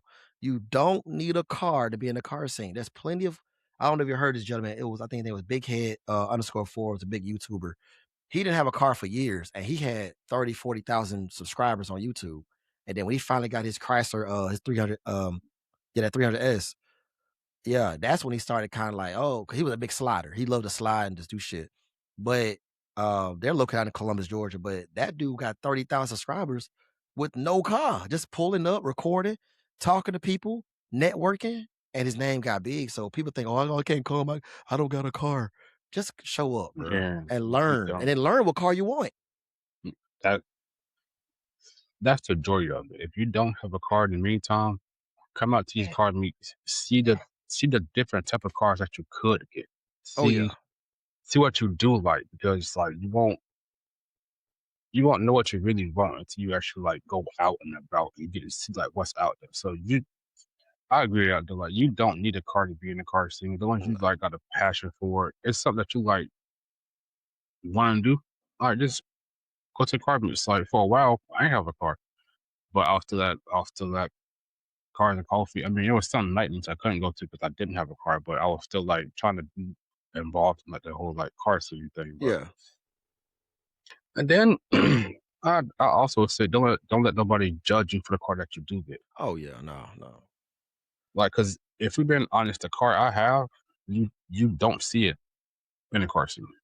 Yeah, So, like, that's for me. That's one thing that makes my build kind of different. It's a car that I did choose because you really don't see a CLS. Well, my model CLS in the car seat. You see the 2012 to 2014, like the facelift of my car. You see those right, more in car scene than you see my car. So, right. like, you shouldn't if it's something you like. Man, I've seen Spider-Man. I've seen a Prius, bro, done up right, and I'm just like, you know what? I can't even. I'm like, I can't even hate. Like, I think it was like a candy green, bro. Yeah. It was a candy green wide body, and then he had a slam. I want to say it was silver rims on it too, bro. Like when I say it was, bro, it was a nice feel, especially come from a Prius. Yeah. I'm like, if you got the vision for it, you can make any car pop. It's crazy you say that. I remember a dude pulled up, them little smart cars, them real tiny little two-door cars. I don't know how this dude did it, but it was, I don't want to lie and say he had a turbo on that motherfucker, but it was something he did to that car. It was stupid fast, bro. Like you'll look at it like it was two big dudes that kept getting in like a clown car. And then, but when they took off, it was like, it's They no did something to it. way, bro. Like They did something to it. to this day, I never got a chance to talk because I wasn't really trying to ask people questions like that all back then. But man, I'm now, but you show me something, you gotta give props when props are due. Mhm. When people can start, just let that ego go. Cause some people are scared to walk up and say, I like your car. Be like, some people are rude. I will be honest. Yeah. I'm the type of person, I'm a Chevy man, but I've seen some built Chargers really built. Like they put some real money in this.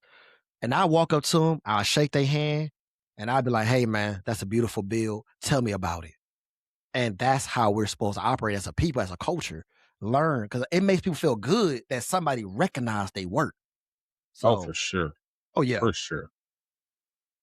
I think that's the biggest motivating part of being a car scene is when like you get noticed.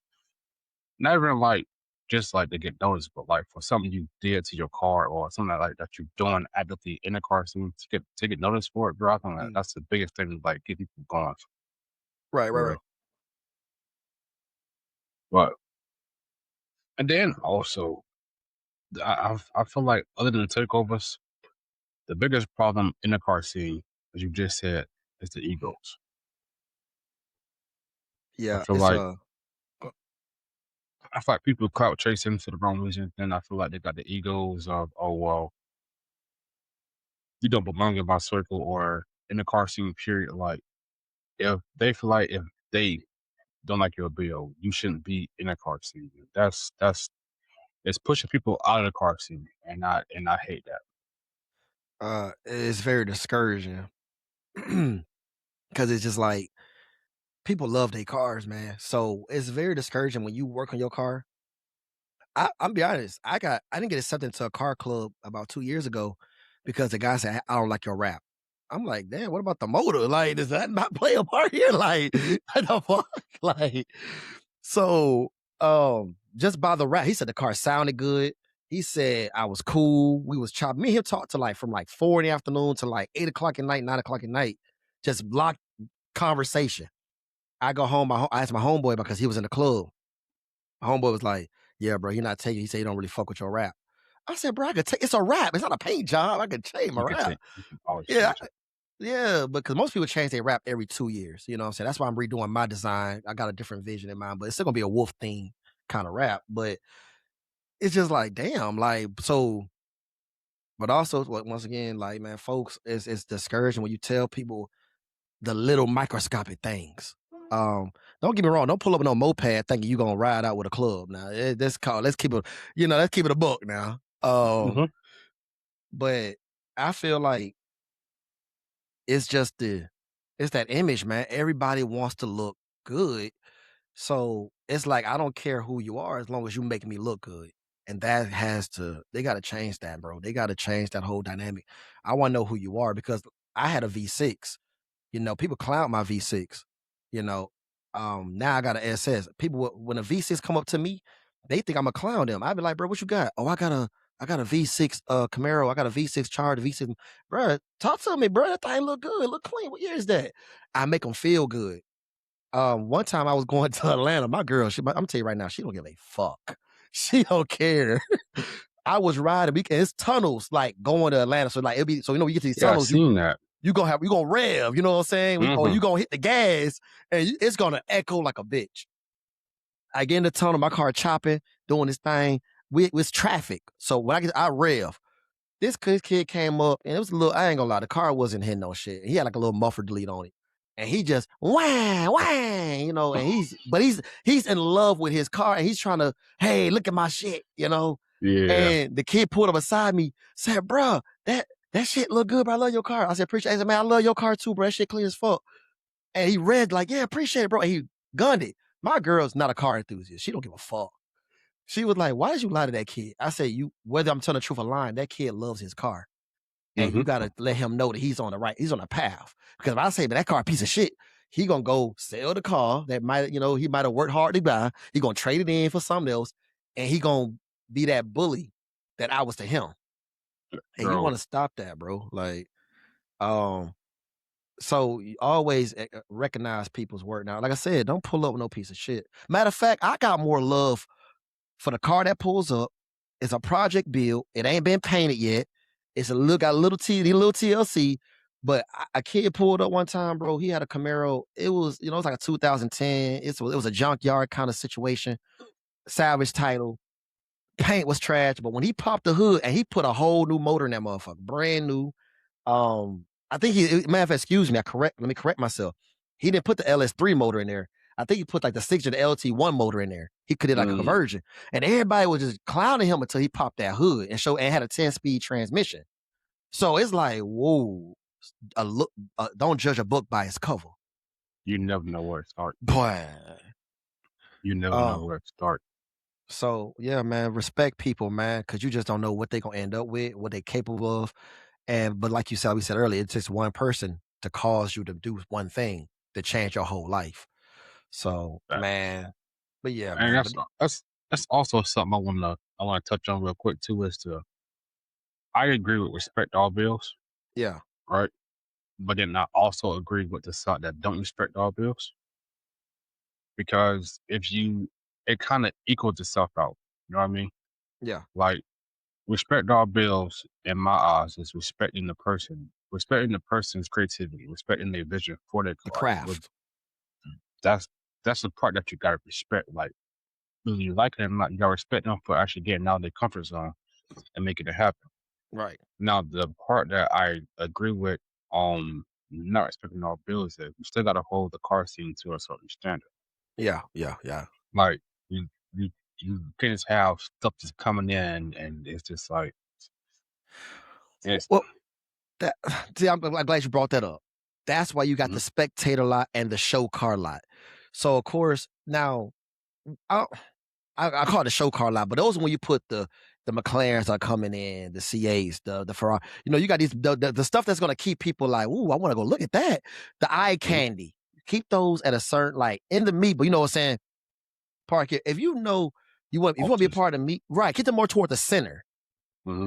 Then I ain't trying to say categorize people, but we know hypercars are hypercars. Put the hypercars with the hypercars. The hypercars. And then I say if you're really smart, if you're really organized, put the muscle with the muscle, the import with the import. But I know people show with a car club. I want to part with my car club. So then have a little miscellaneous lot for like, hey man, or we'll figure that out. But just people kind of should know what you got, like what you're doing. Don't get me wrong. You know what I'm saying? If you pull up with a Honda with the back window busted out, listen, bro, for a fact you don't need to be, because folks gonna talk shit. Let's be real, bro. Yeah. If you got the trash bag in the window, they gonna talk shit, bro. Let's keep it a buck. Baby seat in the back, baby mama blowing up your phone. Come on, bro, say that shit to the house. But come and be a spectator. Learn. Matter of fact, coming and seeing all the pretty builds should empower you to say, man, let me go. Hey, boss, you need me to do extra? I'm gonna do overtime this weekend. Yeah. Because you need that money. The car scene requires money, bro. This is not a cheap hobby. You know what I'm saying, bro? I think I can't keep. I think about 12,000 in on that motor, maybe 15, and it just keeps going and going and going, bro. Like the maintenance for these cars, the care of these cars. Like my oil don't take synthetic oil anymore. I got to do a different type of oil, which I got to order from Summit to come to my house. Because I'm not driving a Summit. I don't know if y'all got a Summit racing down there. Do y'all got a Summit? I know. That's a good question. That's the one damn Yahtzee brought. I don't know. Well, for everybody who knows what Summit is, it's like pretty much a big ass Walmart for car enthusiasts. That's all the fuck it is. I know there's one up. I think I think it's one in Ohio. I know we got one here in Georgia. We definitely got. I've been to it a bunch of times. Um, it's on like 5 or 6 stores. You can order your stuff too. You know, you can order it and it'll be shipped to your house. But to go to the actual store, I think it's only like about 4 or 5 states. Then Yep, we ain't got one. that's crazy. I would think Florida would have one. That's crazy. You would think they would. Um, because I don't think California got one either. Don't quote me on that, but I don't think California got one. Um, Nah, it says Ohio, Nevada, Georgia, and Texas. I can understand Nevada because that's closer to California. Texas is a big. Oh, that's a big state for car, boy. That's a big state for racing right there, boy. Mm-hmm. Uh, but yeah, but yeah. So this hobby, bro, it does require money. A lot of people don't have money. This is why you see the financing. I've been talking about that too, where people are in. I made videos. People been cussing me out, getting mad. I get it. People are paying $1,700 car notes, bro. You know, people are. One kid couldn't. I think I don't know if you seen the video, but one kid he had to borrow gas. Well, I gave it to him. I ain't say he borrowed it. I had to help a kid put gas in his car because he had to pay his note the next day. So you got this badass car, but you can't afford to keep it. Yeah, you can't. You can afford the car, but you can't afford to actually enjoy the car. What's crazy? The kid, he souped the car up too. I'm looking like so, bro. Like some kids will get the car because it's one thing to have the car, but you gotta modify it. So you paying a car note, you modifying it. Bro, this is thousands upon thousands. I implore everybody, buy your car. Try your best to buy it or put a badass down payment on that car, man. Don't go in there and get a $60,000 car and you like no money down. Bro, put at least 20% of that shit down. Something. Bro, the car scene is dying from the debt. The debt ratio right now is Mm-hmm. terrible. People are scam. I don't know how they do down in Florida. It's a lot of scamming in Atlanta. Atlanta's the home of scammers, bro. It's the home. I know people. Don't say no name. I know people that they'll pay their homeboys to come take their car, smack this wall, crash it, or they'll go steal a car, have that car hit their car to claim the insurance. Bro, they're just trying to get out the deal. They're trying to get out Mm-hmm. that shit. It's terrible. And the image we talked about imagery a minute ago, where I said that you got to look a certain way. If you can't afford your car, you look broke. So it's much better for my car to get stolen and wrecked, or what they'll do is they'll steal the car and they'll scrap it down, take all the motor out, and they'll just go get another car and put everything in a cheaper car.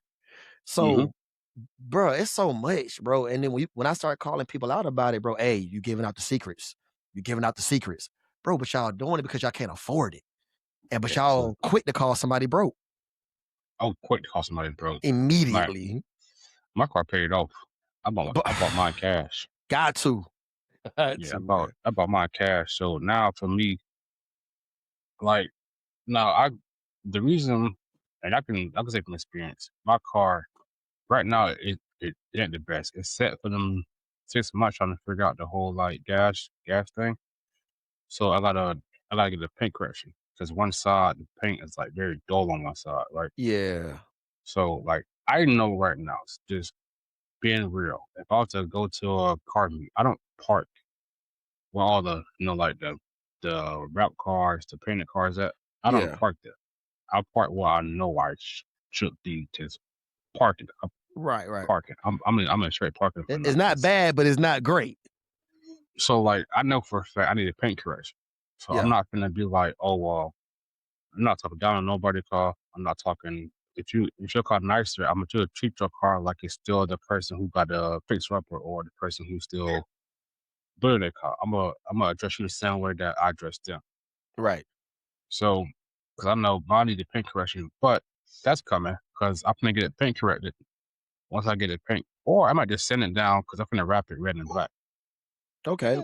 I, we'll get to this but it's a pro and con to the rap. I'll let you go, bro. So now that's what I'm debating. I'm debating why really I just save up and get it painted because I'm not changing it. It just stay red and black the whole time I have it. Because Yeah. once I decide whether I'm gonna wrap it or paint it, well, either I'm doing my interior first. So I'm Yeah, gonna go yeah. from inside outside. I'm gonna dye the driver's side completely red.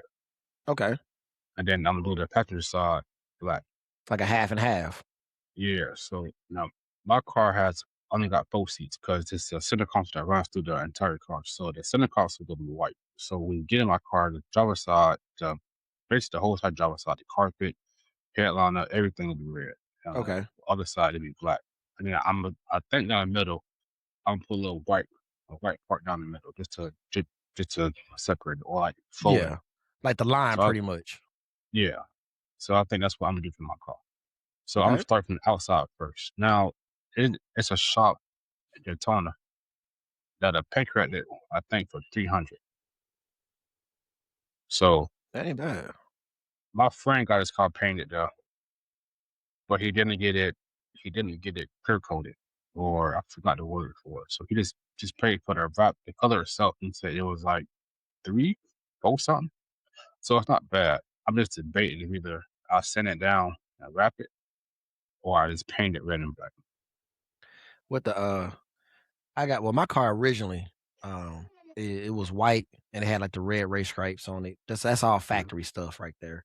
Um, I wanted when I got big into the name White Wolf Trey, I said, man, I want to wrap my car.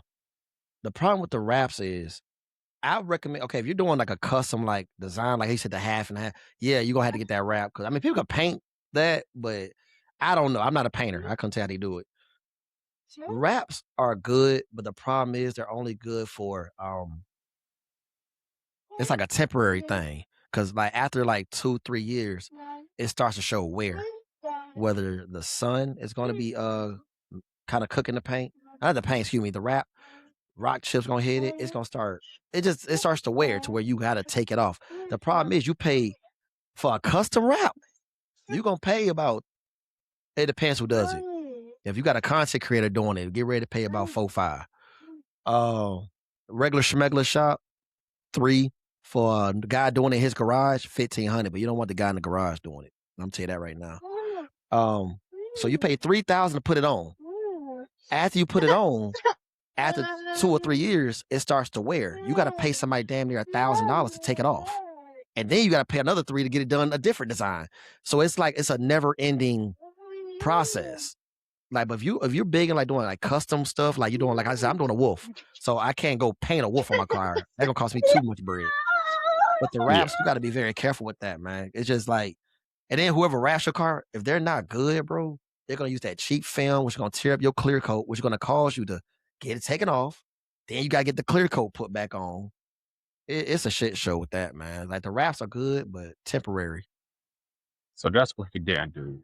He got his car painted, but he didn't get it he didn't get it clear coated. So you could see you could tell it wasn't clear coated or how the Yeah. paint looked. So he just like he should pay the extra to get it clear coated.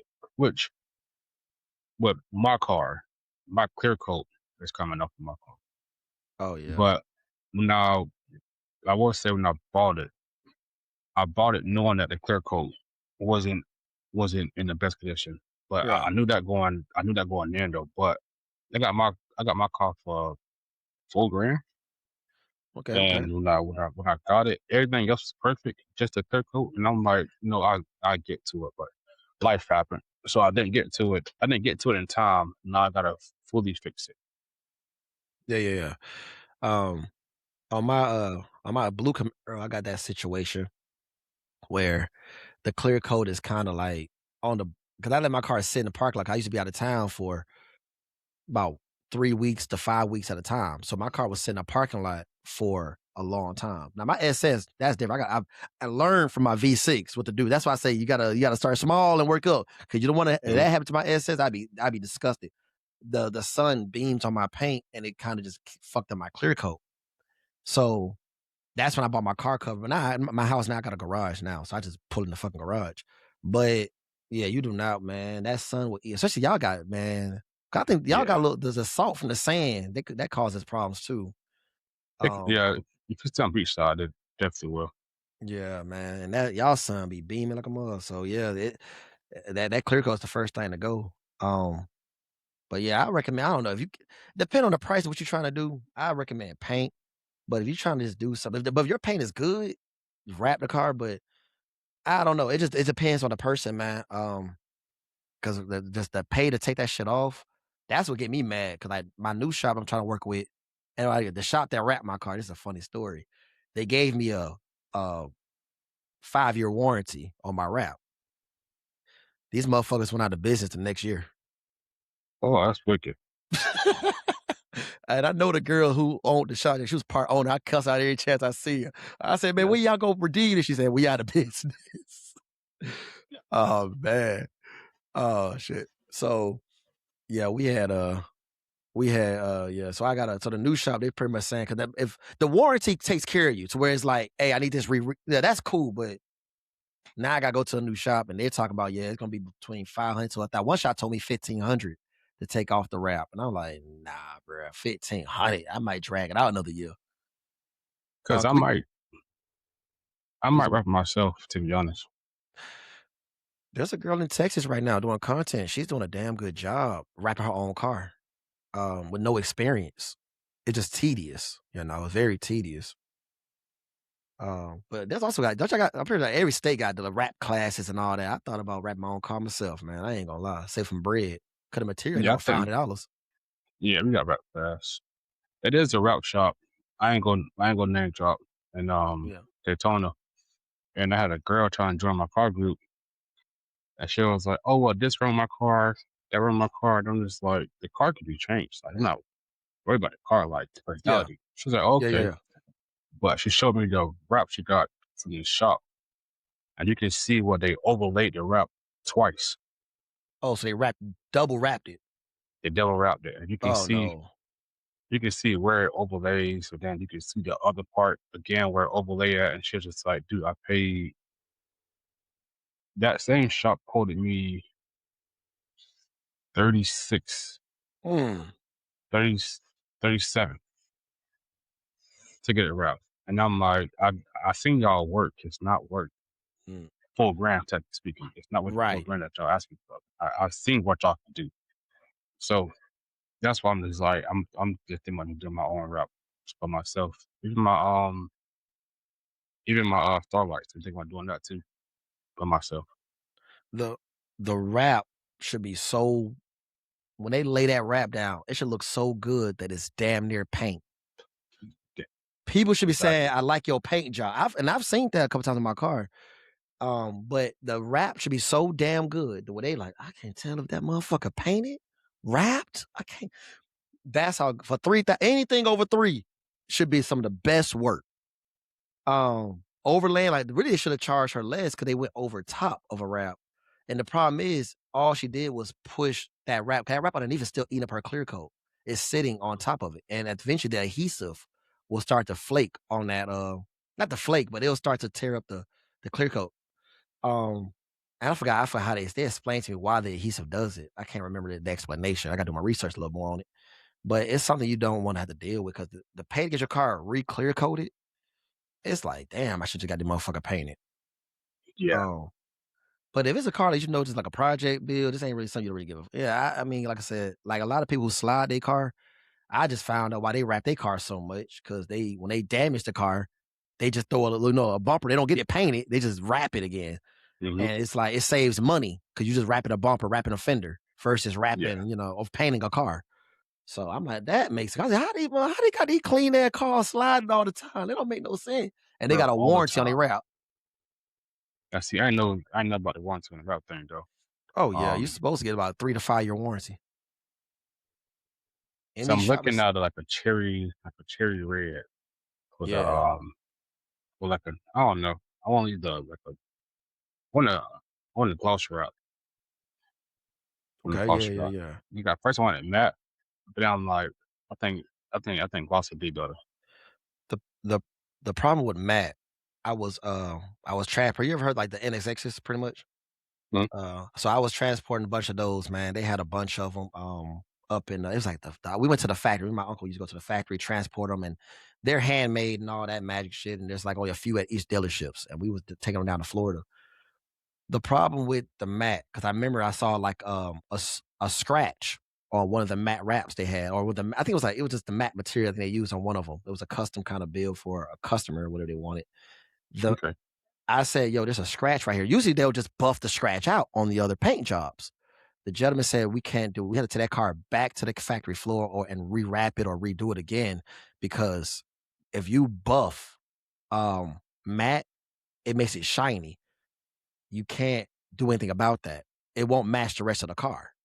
So, like that's why I said when people get mad, they said when people get matte wraps, the problem if you got like oil in your hand, lotion on your hand, anything, and you touch your car, bro, like there's really like you got to damn near you're gonna rub the shit out that car trying to get that shit off. It won't come off. And if you try to wash it or buff it out, that one spot is gonna look shinier than because matte is a dry look. Mhm. So I tell people, do gloss, man. Get away from. I'm not a big fan of matte. My girl wanted to do a matte wrap on her car because she's in the process. She's talking about she want to get her a GT Mustang. She broke my heart when she said that shit. I want everybody to know. Yeah, I'm not too you, boy. Mustangs sound great. Don't get me wrong. They sound great. But I do not think I can get behind the wheel of a Mustang. Nah, man. They just the reputation. They get loose too easy, man. And Way they're too easy. too light too. They're beautiful cars. You can make some power with them, man. But it's just it's so much that goes into it. Um, nah, I don't. I'm like I said, Chevy, man. Uh, but yeah, my girl said she think about that Mustang. It's been on her eye for a while. I try to convince. Her, get a Corvette, get like a C7 or something. Let's think Oh, C7 for a definitely, minute. Let's think that for a definitely, minute. definitely get a I Corvette. said you be the bad. Yeah, I said yeah. You pull over that C7. Yeah, everybody gonna love you. Oh, but they said nah, I'm gonna get that Mustang. That's what I want. Um, Now, um, the funny part with my car group, girl, I want to say it was half the car group had a Mustang. yeah, I see a lot Now, of Mustang car clubs. um, it's there's still two good friends I got from my car group. Well, I still got they're all still good friends. Zay and John, right? Zay got a wrap on her Mustang. She got a wrap. It's like gray, white, gray, and black. Okay. Then she got a carbon fiber hood. I wanted to she got carbon fiber fenders, and she got bronze wheels. But then Mm, her boyfriend John, he just kept his plain white, but he got a pro charger on it. I yes, want to say a sir. pro charger or either a pro charger or it's a turbo. I gotta double check, but I know he put like a big ass turbo on it. I'm not sure it's a big ass turbo or the pro charger. Right. I get you. I just know he got one done to it, and Mm. I can't lie, man. That motherfucker sounds. That, That motherfucker's like a fucking airplane when it comes to this yeah, bitch. bro. That motherfucker sounds.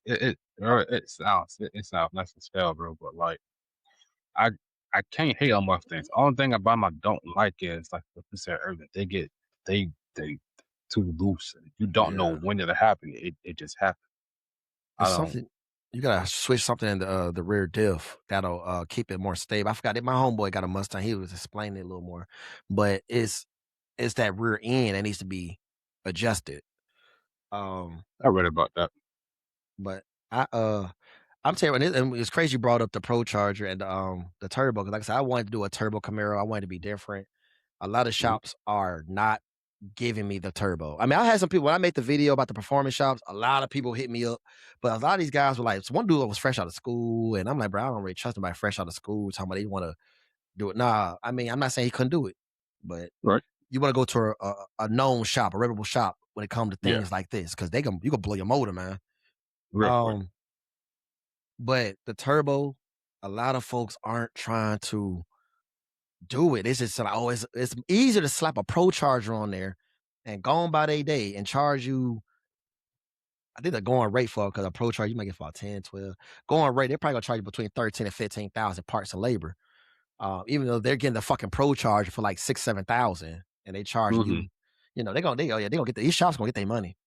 Oh yeah. The issue with that is the fact that it's easy to put a pro charger on, but you can make so much more power with a turbo. Yeah. And they're cheaper, bro. Turbos are not expensive. The turbo kits, they're not expensive, bro. You can get I think it's a Huron, I believe. I don't really mess with On 3. On 3, if you on a budget, for real, for real. On 3 can make some power, but that's on a budget. I think Huron was pretty for a single turbo build. They're like 5 bands, 6 bands. That ain't bad at all. The labor gonna be no more than 3 bands, bro. a shop once quoted me $9,000. And last year, November, I'm not gonna say their name, but last year, November, they said we can do that Pro Charger, your fuel pump, your injectors. Whoop, gonna be 9,000 out the door. That's with tuning included. I said, oh, I just so happened to end up getting my house. So I had to, so I said, God, I'll get that. So when I stacked the 9,000 back up again, dude, I didn't know they do this, but certain seasons, like wintertime, the shops are hungry. That's the best time to hit them. They need any work they can get.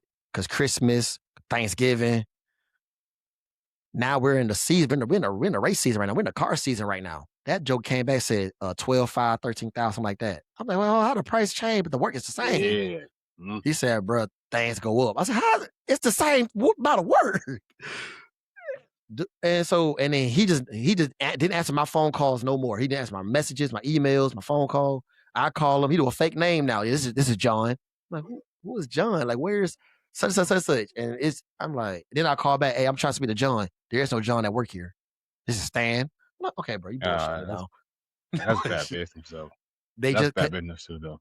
It's the money, man. They need that money, and it's hot right now. But when it's cold, bro, I'm telling you, wintertime, wow, in Florida, y'all fuck, because y'all winter ain't that bad. Y'all be crying about 60 degrees, bro. Y'all need to start that shit. I don't like that. Nah, that should be cold, gang. 60 degrees? Nah, 60 is like that, like 60 done it perfect. Because that wind make it a little chilly. When you hit that 50, 55-ish, bro, man. And then that wind blow, bro, man, that's cold outside, man. I will take 50, 60 with some wind. And when it gets down to, I think the coldest we had it, oh, man, it wasn't last year, but I'm trying to think when it was. I think we were like, I want to say 13 degrees, something like that. Oh, hell no. I'm outside, bro. I'm telling you, you touch a piece of, like a chain, anything metal, your rims, bro, your hands are frozen, bro, immediately.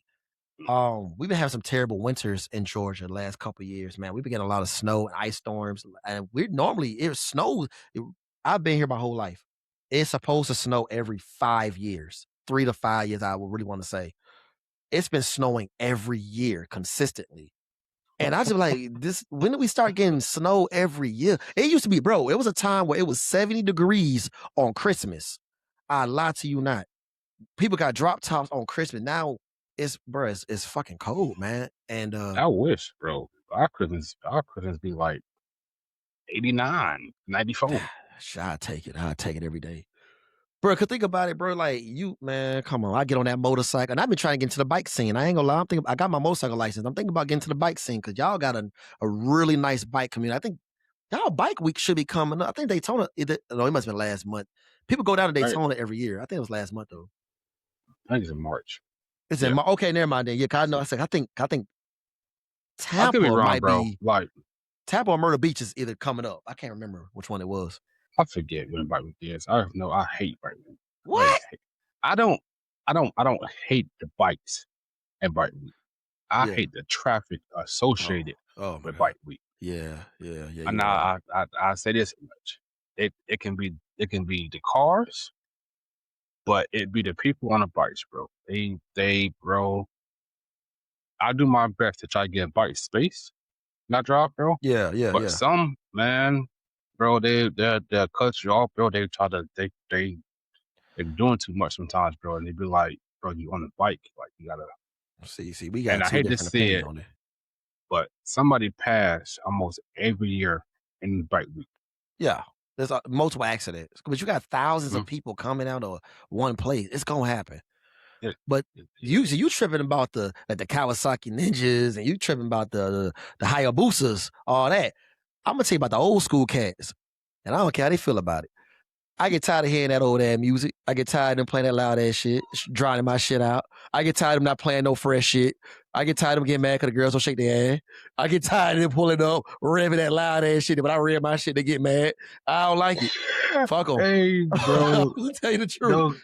Pull up them Harleys and shit, them goddamn crew. Bro. I don't like that shit. Hey, look, dog. I'm a keep it a buck, bro. Them be the ones you gotta watch out for, bro. Oh yeah, because they will just, they just start to swerve, bro. Music be loud as shit. They Dead ass. It's always the old school music, bro. They got to, bro. I get it, man. They pull in with that vibe. They playing that Jodeci. They pull in playing that Teddy. I get it, man. You try to get the ladies to know how to bother. You try to get them like stirred up. But you gotta think I see like the 50, 60-year-old men. You don't never. Okay, I ain't saying it doesn't happen. There are a few young dudes who ride like Harleys and stuff like that. Mm-hmm. There are a few, that really work on anybody, but majority of that population is gonna be the 50, 60-year-old guy or the late 40 guy. And they trying to impress the younger man. Grown women ain't getting on no bike, man. Old like them old head lady, man. Them old heads ain't getting on no bike. They like, I ain't tired. I did it when I was young. So you try to get the young girls. The young girls like, you old as fuck. They All that like shit. it, but Man, they like they like them sport bikes. They like when them boys pull up 5, 10 deep on them sport bikes, revving them thing. Well, it also depends on the environment where you at. Cause bike week, cause also too, you have the show bikes that are real clean. I love the show bikes, man. I went to bike week in Myrtle Beach. God, it was not last year before last. It was. I'm gonna say this. You know what? The bike car meets had more than the car. I'm sorry, why I just fucked that all the way up. The bike meets had more to offer than the car meets. Because I went to a bike meet up in Myrtle Beach, man. They had vendors, they had the show bikes, they had the display stands for the bikes, they had competitions, they had trophies being passed out. I'm like, whoa, this is a real show. mm-hmm. I go to a car meet, man. Like you might get lucky. Y'all might have food trucks coming to y'all's. Y'all get lucky at 1 or 2 food trucks. These boys had vendors, like the whole block was like vendors selling different things. And I'm like, yo, this is a real vibe, just walking down the strip, buying different shirts or buying different drinks or buying food. And that was cool. The bikes on display, they talk about the history of the bikes. That was cool. I will admit that. Cause I got my motorcycle license, but I seen a bad accident with a dude on a bike and he wasn't at fault. And I said, yeah, I'm gonna get me a Camaro, son. Yeah, I had my motorcycle life. I had my CDL. Yeah, I had that motherfucker back like 2016, 2017. Cause yeah, man, them bikes were it, man. I think But that's the only thing that stopped me from getting my license for a motorcycle, bro, is the way that people drive in Florida, bro. I I got ain't lots. you ever been overseas, my man? Mm-mm. Let me tell you something. You go to another country, preferably, because what's gonna be close to you, well, you got Cuba's close to you, but preferably go to the Dominican Republic. Let me tell you something. Them motherfuckers can't drive. Go over to the DR, bro. That shit gonna have you like this. They ride on the wrong side of the road when there's too much traffic. They ride on the sidewalks. Man, and this is normal. The police don't do nothing. This is normal. I'm in the car. I'm in the back of the shuttle like, hey, bro, you think? No, I get you there on time. On time. I'm like, what the fuck, bro? Like, are we gonna get there? Me and my girl look at each other like, we gonna be okay? Like, Hey, but they had you I thought he stressed was. out. I thought he was kidnapping us at first, bro. I ain't gonna lie to you. I said, first thing I yelled, I ain't worth no money. I'm broke. I'm here to see my familia. uh, but man, or you go to like, don't go to Dubai. Don't go up there. Them boys drive like fucking maniacs. Don't go to Africa. They drive crazy. At Ghana, they drive crazy. Don't try to go to no Bangladesh and all that. They drive crazy. I think China and them, they pretty good. But Dubai, they can't drive for shit. They drive fast as hell. They got some nice cars though. Oh yeah. Ghana, Africa, all them. I'm talking about Ghana specifically. They can't drive for shit. They will smack the shit out your ass and keep riding. And then they'll probably goddamn take your ass to jail for being in the road.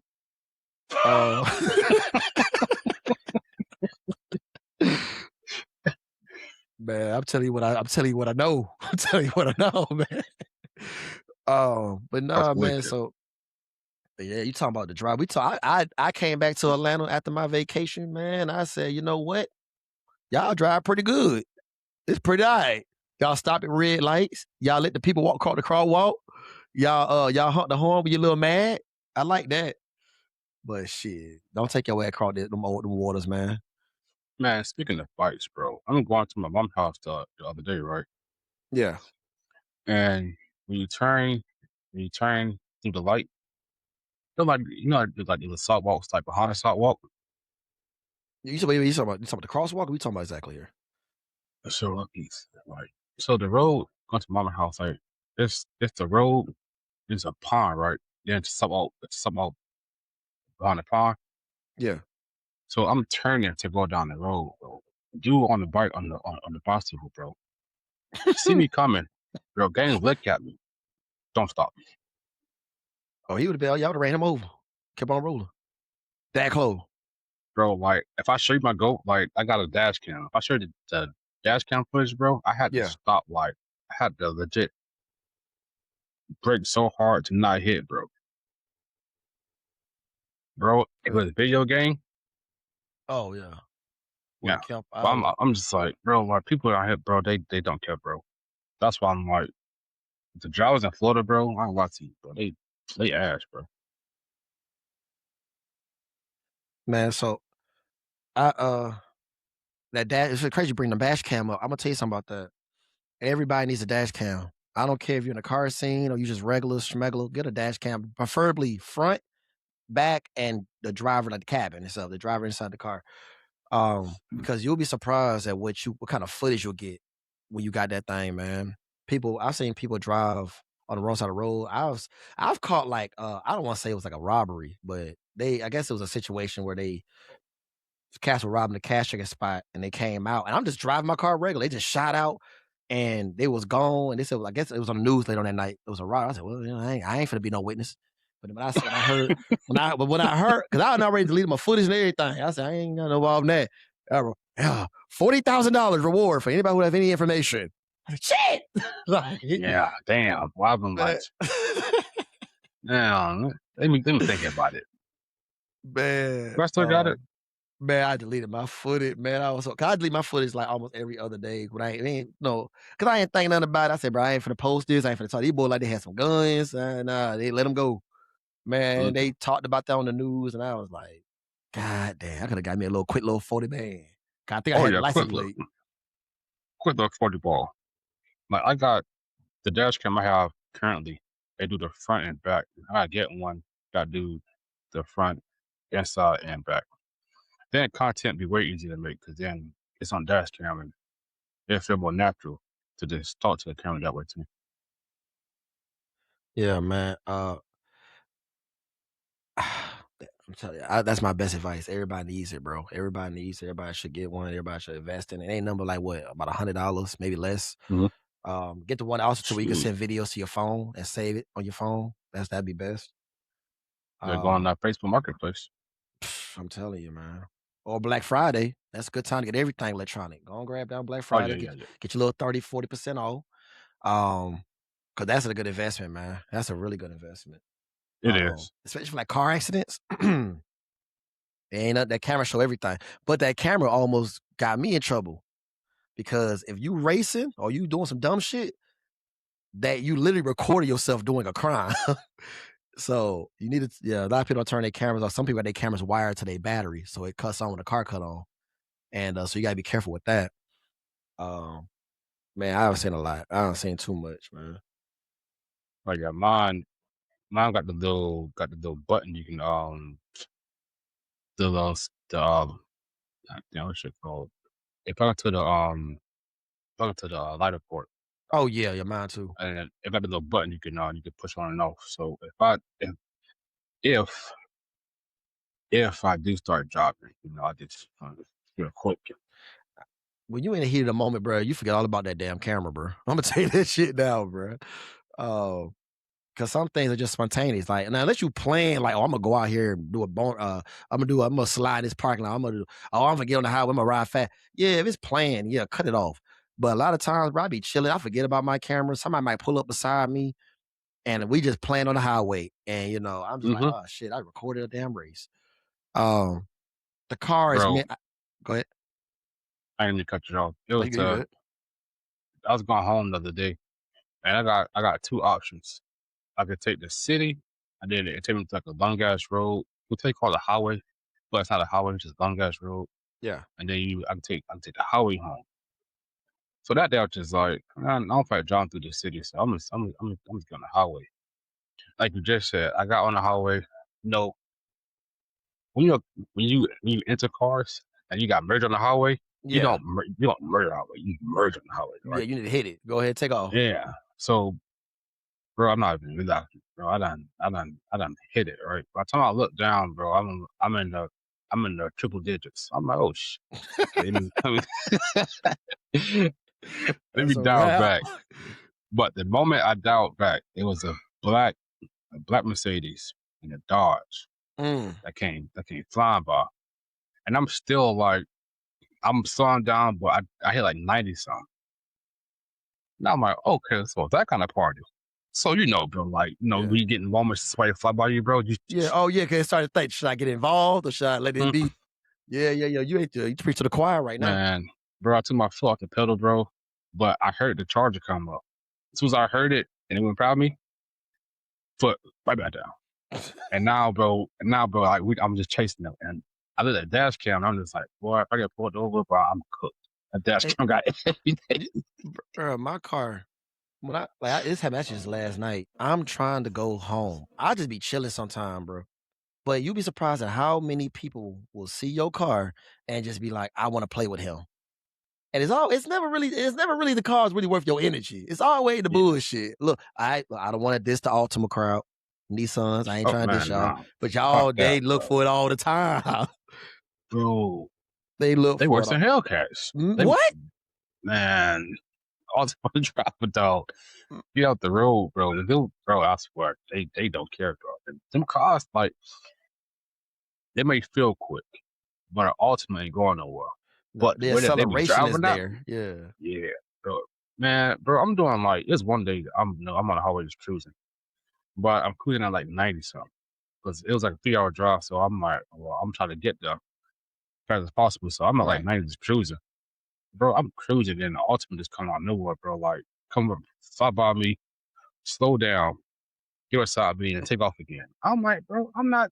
No, like it's not worth my time, bro. To play with the ultimate.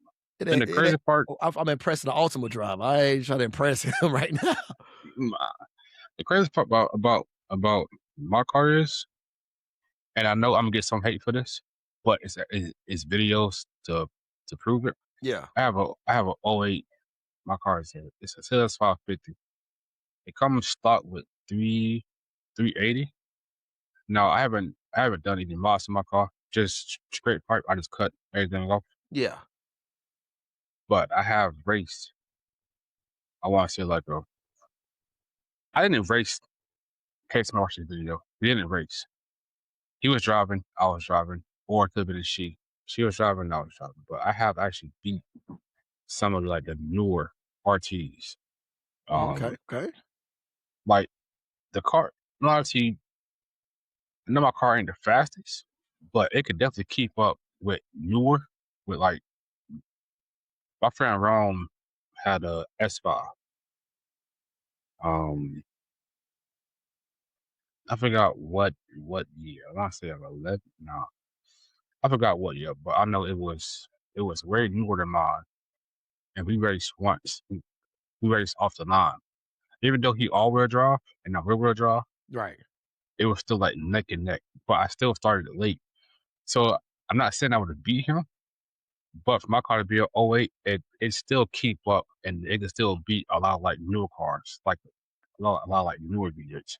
Yeah. I didn't race a Mustang yet, so I can't speak on that. And I haven't raced a Camaro yet, so I can't speak on that. So I can't say I can beat Everything. the base Yeah. V8s. But I know for a fact I can definitely, if it's a Charger, I can definitely walk it.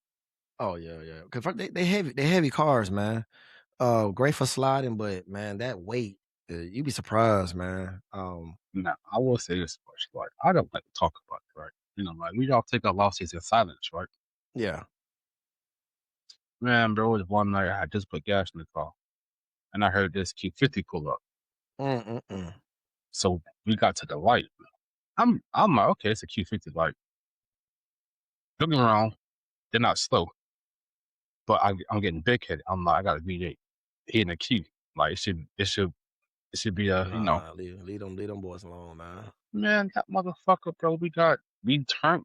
to go down to straight, bro. I heard straight turbo. I said, "Oh yeah, no, I'm cooked." You heard that motherfucker blow off by. He said, "Hey, wait a minute." Hey, bro, by the time we hit it, I can't even lie, bro. By the time I actually I looked down at how fast I was going. I looked up, bro. Bro, it's like this, bro. It was a wrap.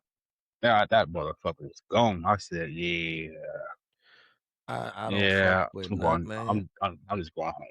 You gotta read the signs. You gotta hear a lot of folks just they look at a car and say, "I could beat that." They don't Hmm. understand, bro. Anything with force. Look, I'll go back to back with somebody who's NA. I'll go against somebody that's just regular schmegular. But when I start hearing that do that supercharger whine, or I start hearing Hellcats, I can keep up with a Hellcat. I'm gonna be honest, I can keep up with a stock Hellcat. I ain't gonna say no. I ain't gonna say a built one tune. No, I ain't gonna say that. But a stock one I can keep up with pretty nicely. But when you start hearing that force induction, bro, this ain't no game, bro. That motherfucker finna go. And Man, folk, bro. man, it's some cars out here that'll humble you, man.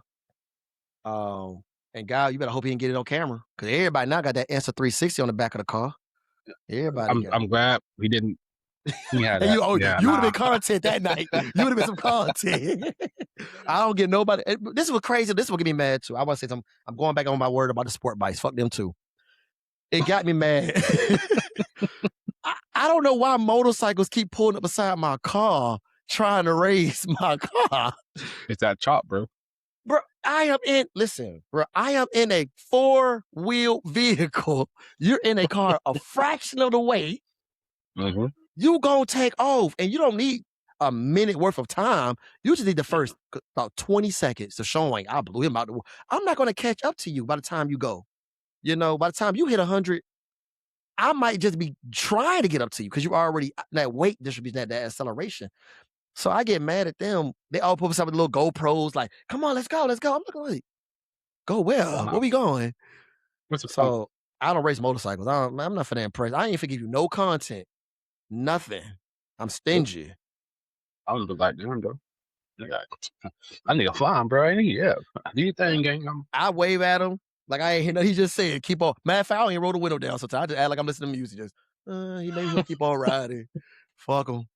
Oh, Man, nah. it was one night, bro. I'm not just like this. I'm just like just having fun with the car, right? Just driving around. I want to say it was when BMW first dropped that ugly ass grill, right? Mm, So I'm just like, I heard him. I heard him coming up. I'm like, okay, it's just all nice. Me being me, I'm just like, I'm gonna take off. Like, as soon as I turn green, I'm gonna take off. yeah. Man, that nigga did me 10 times worse than What that you Infinity expected. did, bro. I'm like, ah. So the road we was on, it goes to like it's an underpass, not a tunnel, it's like an underpass. So I want to say, bro, by the time I got to 40, bro, that man had to be at like 90, 80, bro. Shit. Man, the only thing I seen was barely, bro, tail lights. Like he took, It bro, got blurry. that mother, bro. And I said that fucker was gone. I said it's scary. It's scary how fast they made that car, bro. I you gotta when we're going back to what you said about the guy who made you put a video of you, man. I'm be honest with you. I don't get involved with videos. So that's the thing. Like I'm from an era of racing, bro, where everything was private. We Mhm. race because it's all a hustle. Because if you post your car beating my car, then people who might be faster than you will go come. It outweighs the hustle. So everything there was we didn't like putting 10 years ago, we didn't put races on social. It happened. And I ain't gonna lie, I was new to the scene, so I was just trying to make content. So a lot of people tell me, bro, stop posting the races, stop posting the race. Cause you put people's license plate tag, all that in the videos. Mhm. I didn't realize that. I'm like, content. The problem is now is when you race somebody, everybody's so thirsty for clout and content and social media fame that they'll be cool with you. Yeah, let's race. And they'll talk nice to you. Let's say they want the race. They'll talk nice. The minute they get home, man, I just smoked that slow ass motherfucker White Wolf Trey. Fuck him. He ain't shit. Fuck his mama. Everything. And I'm like, hell, that was just cool with me about it last night. Now bro, I've seen it so many times where people will switch up for the internet, bro. So Mhm. I'm like, when people like, hey, let's race. I'm good. I'm straight. Hey, cause I Well, know it's a clout thing. I actually have a homeboy named Drew, and one day we were talking. Yeah, he had posted something on Instagram, and Mhm. and it was something about the group arguing about who got the fastest car, Oh my god. and he just like bro, like it's supposed to be fun. I'm like it's Yeah. supposed to be fun. Like he had a a 540 BMW. Okay. He had it tuned though, so like it made some power, but like he'll race anything. He like, Yeah. but we all know what we can and what we can't do. Right. But he was like, it's the drama of our trying to be the fastest car in the group. The drama of, oh, I'm faster than you, or my car faster than yours. And it's just like, at halftime, 10 out of 10, I know that. Like, I know who faster, I know who not faster. Like, but it's the drama that comes with being the fastest person in the fan group, or just being the fastest person, period. One thing you got to know, bro, is there's always somebody faster than you Oh yeah. And they will humble you. quickly. That, but yeah, this whole car scene, man, it's a show, man. This it's really it's fun. I want to get back to those days. I want to get back to the whole scene getting back right. I want to get back to everybody just blend everybody. The car meets being fun. I like these legal pits. Don't get me wrong. I like these legal pits. Um, but in terms of everybody trying to see who's the fastest and don't make it a competition, bro. Like, cause that's when it takes the fun out of it, and it's put pressure on people who just want to chill and vibe and have a good time. For real. You got too many people trying to chase that moniker, that title. You don't need a title, bro. Um, I actually made a video on that too. That was actually one of my biggest video. I said, I'm not gonna join a car club and your whole life dream. I can't wait to race trade, bro. I'm not here to be the fastest. I'm here to have fun. You Hmm. know, I'm here to meet good people. Make a car club is a family. Don't ever compete with your family. You know. Facts. Now if somebody come up, they be like, man, I smoke all y'all, but you smoke what? You got? Let's see that. That's when Hmm. the bond come in. That's the brotherhood, the family, the yeah. But I don't like that, bro. I don't like oh who the fastest. Bro, if we on the highway, we having fun. Let it That's be natural. yeah, like just whoever whoever the fastest that day. That there Just it is. that's what it is. Like, but to sit and argue about who's the fastest out of the group, it is taken away from the car itself. It's just like we all like our cars are, like if I if I would have known more about the car that I have now, I probably wouldn't have got it. Only because it's not much I can do to my engine to make it faster. Right. So like I I finally found some long tubes. So after I get my long tube headers, I want to say I could probably custom make me a cold air intake, and Try to then fabricate one. yeah, then like after the tune, I can get a stage two tune because I'll be on headers and then the exhaust. So I want to say after all that, bro, the stage two tune give me an extra 40 horsepower. The cold air intake and the headers, I don't give me like that much. Like I'll still like I'll be in the 400 range. Not saying that's not bad. For a street car, that's more than enough. But like I know for a fact it's not like oh like my car like pushing power out. It's not. It's just it got a little 400 horsepower in it. That's what I did. Hey, that's more than enough though, man. That's more than That's enough. why I say it's not bad at all. Like that three I got now, like the Yeah. 380 I got now, bro, that's way more than enough. Like I have fun with that car at all times. I would say, could you run a E85, anything like that, or no? Nah, it's Well, just straight pump alright. gas. I said, could you run it? Oh yeah, I could run it. Oh, okay. I said that give you some more numbers right there. That'll change the whole format. I could run it. That's why I say I'm excited to see what I can do with it and what the dude can do for me with it. Because that's one car I'm probably not getting rid of. Right, right, right. Um, but yeah, man. But in terms of everything, man, shoot, I think my long term goal is going to be some force induction, and it's going to probably dumb down. And this is why I like what I'm doing here now is I'm giving myself a goal and giving people a reason to follow behind my work. Like I said, like new transmission going in next week, upgraded transmission. Then I'm pushing for. I said if I get 8,000 followers, I'll do E85 for those who want to see that. And then of course push more toward force because you gotta get fuel pumps and all that anyway for force induction. So I'm just Mhm. making it look like I'm building up to it. But once my car gets, I ain't trying to do no 800-900 horsepower, bro. Really, 650, maybe 7, and it's done. And I'm just gonna go get a whole nother build, and that's gonna start a whole nother journey all over again for me. I might go get a motorcycle. I don't know. The gas getting kind of high. Um, Definitely thinking about that. But if I knew everything I knew about this economy, fuck the car. If I knew everything I knew about Oh this yeah. economy, I would have got me a motorcycle. I would have got me a scooter. I would have got me a Honda. Yeah, fuck this. Yeah, for real, 450 bro. a gallon up here for premium. Almost five. What? I think some places 5. And they say it's gonna be 7 soon. So yeah, they Okay, need to do something about that. I just got your text. So what we to basically end up the podcast, what is it? I asked every guest the same question.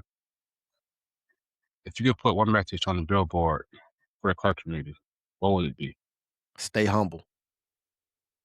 Stay humble. Keep growing. And I wanna say, work together, man. Don't gatekeep, you know. Solid. Help the guy behind you come up, you know. And like I said earlier, we talked about the whole people think they're the fastest to get humble. You gotta stay humble, man. Mm-hmm. Yeah, man, I think that's probably number one right there is stay humble and keep progressing. Facts. Well, bro, our podcast went way longer than I expected, but I love that. I love that you got to talk, get everything off your chest, speak your opinion. I'm glad how you're part of the community now, the podcast. I'm gonna stay in touch about actually working together on what we can work on together. Yeah, So I look forward to that. And I want to thank you, Dave, for coming on this podcast and giving us your time, bro.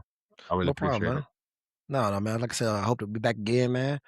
Bring some more people. Yeah, it's gonna get crazy. You add more people to the party, man. It's gonna get ugly. Oh, for sure, bro. Have a good cut out one day, bro. But Oh yeah, thank you, bro. I'm glad you get to your day, bro. And again, bro, I thank you for your time, bro. appreciate it, man. Of course, bro. And to everybody watching, I want to say thank you again. Podcast 2 of season 2. So we getting back into it. I got some more booked up, some more lined up coming soon. So stay in touch for that. But just always remember that it's your car, it's your story. But this here is our community. So thank you, everybody, and have a great night.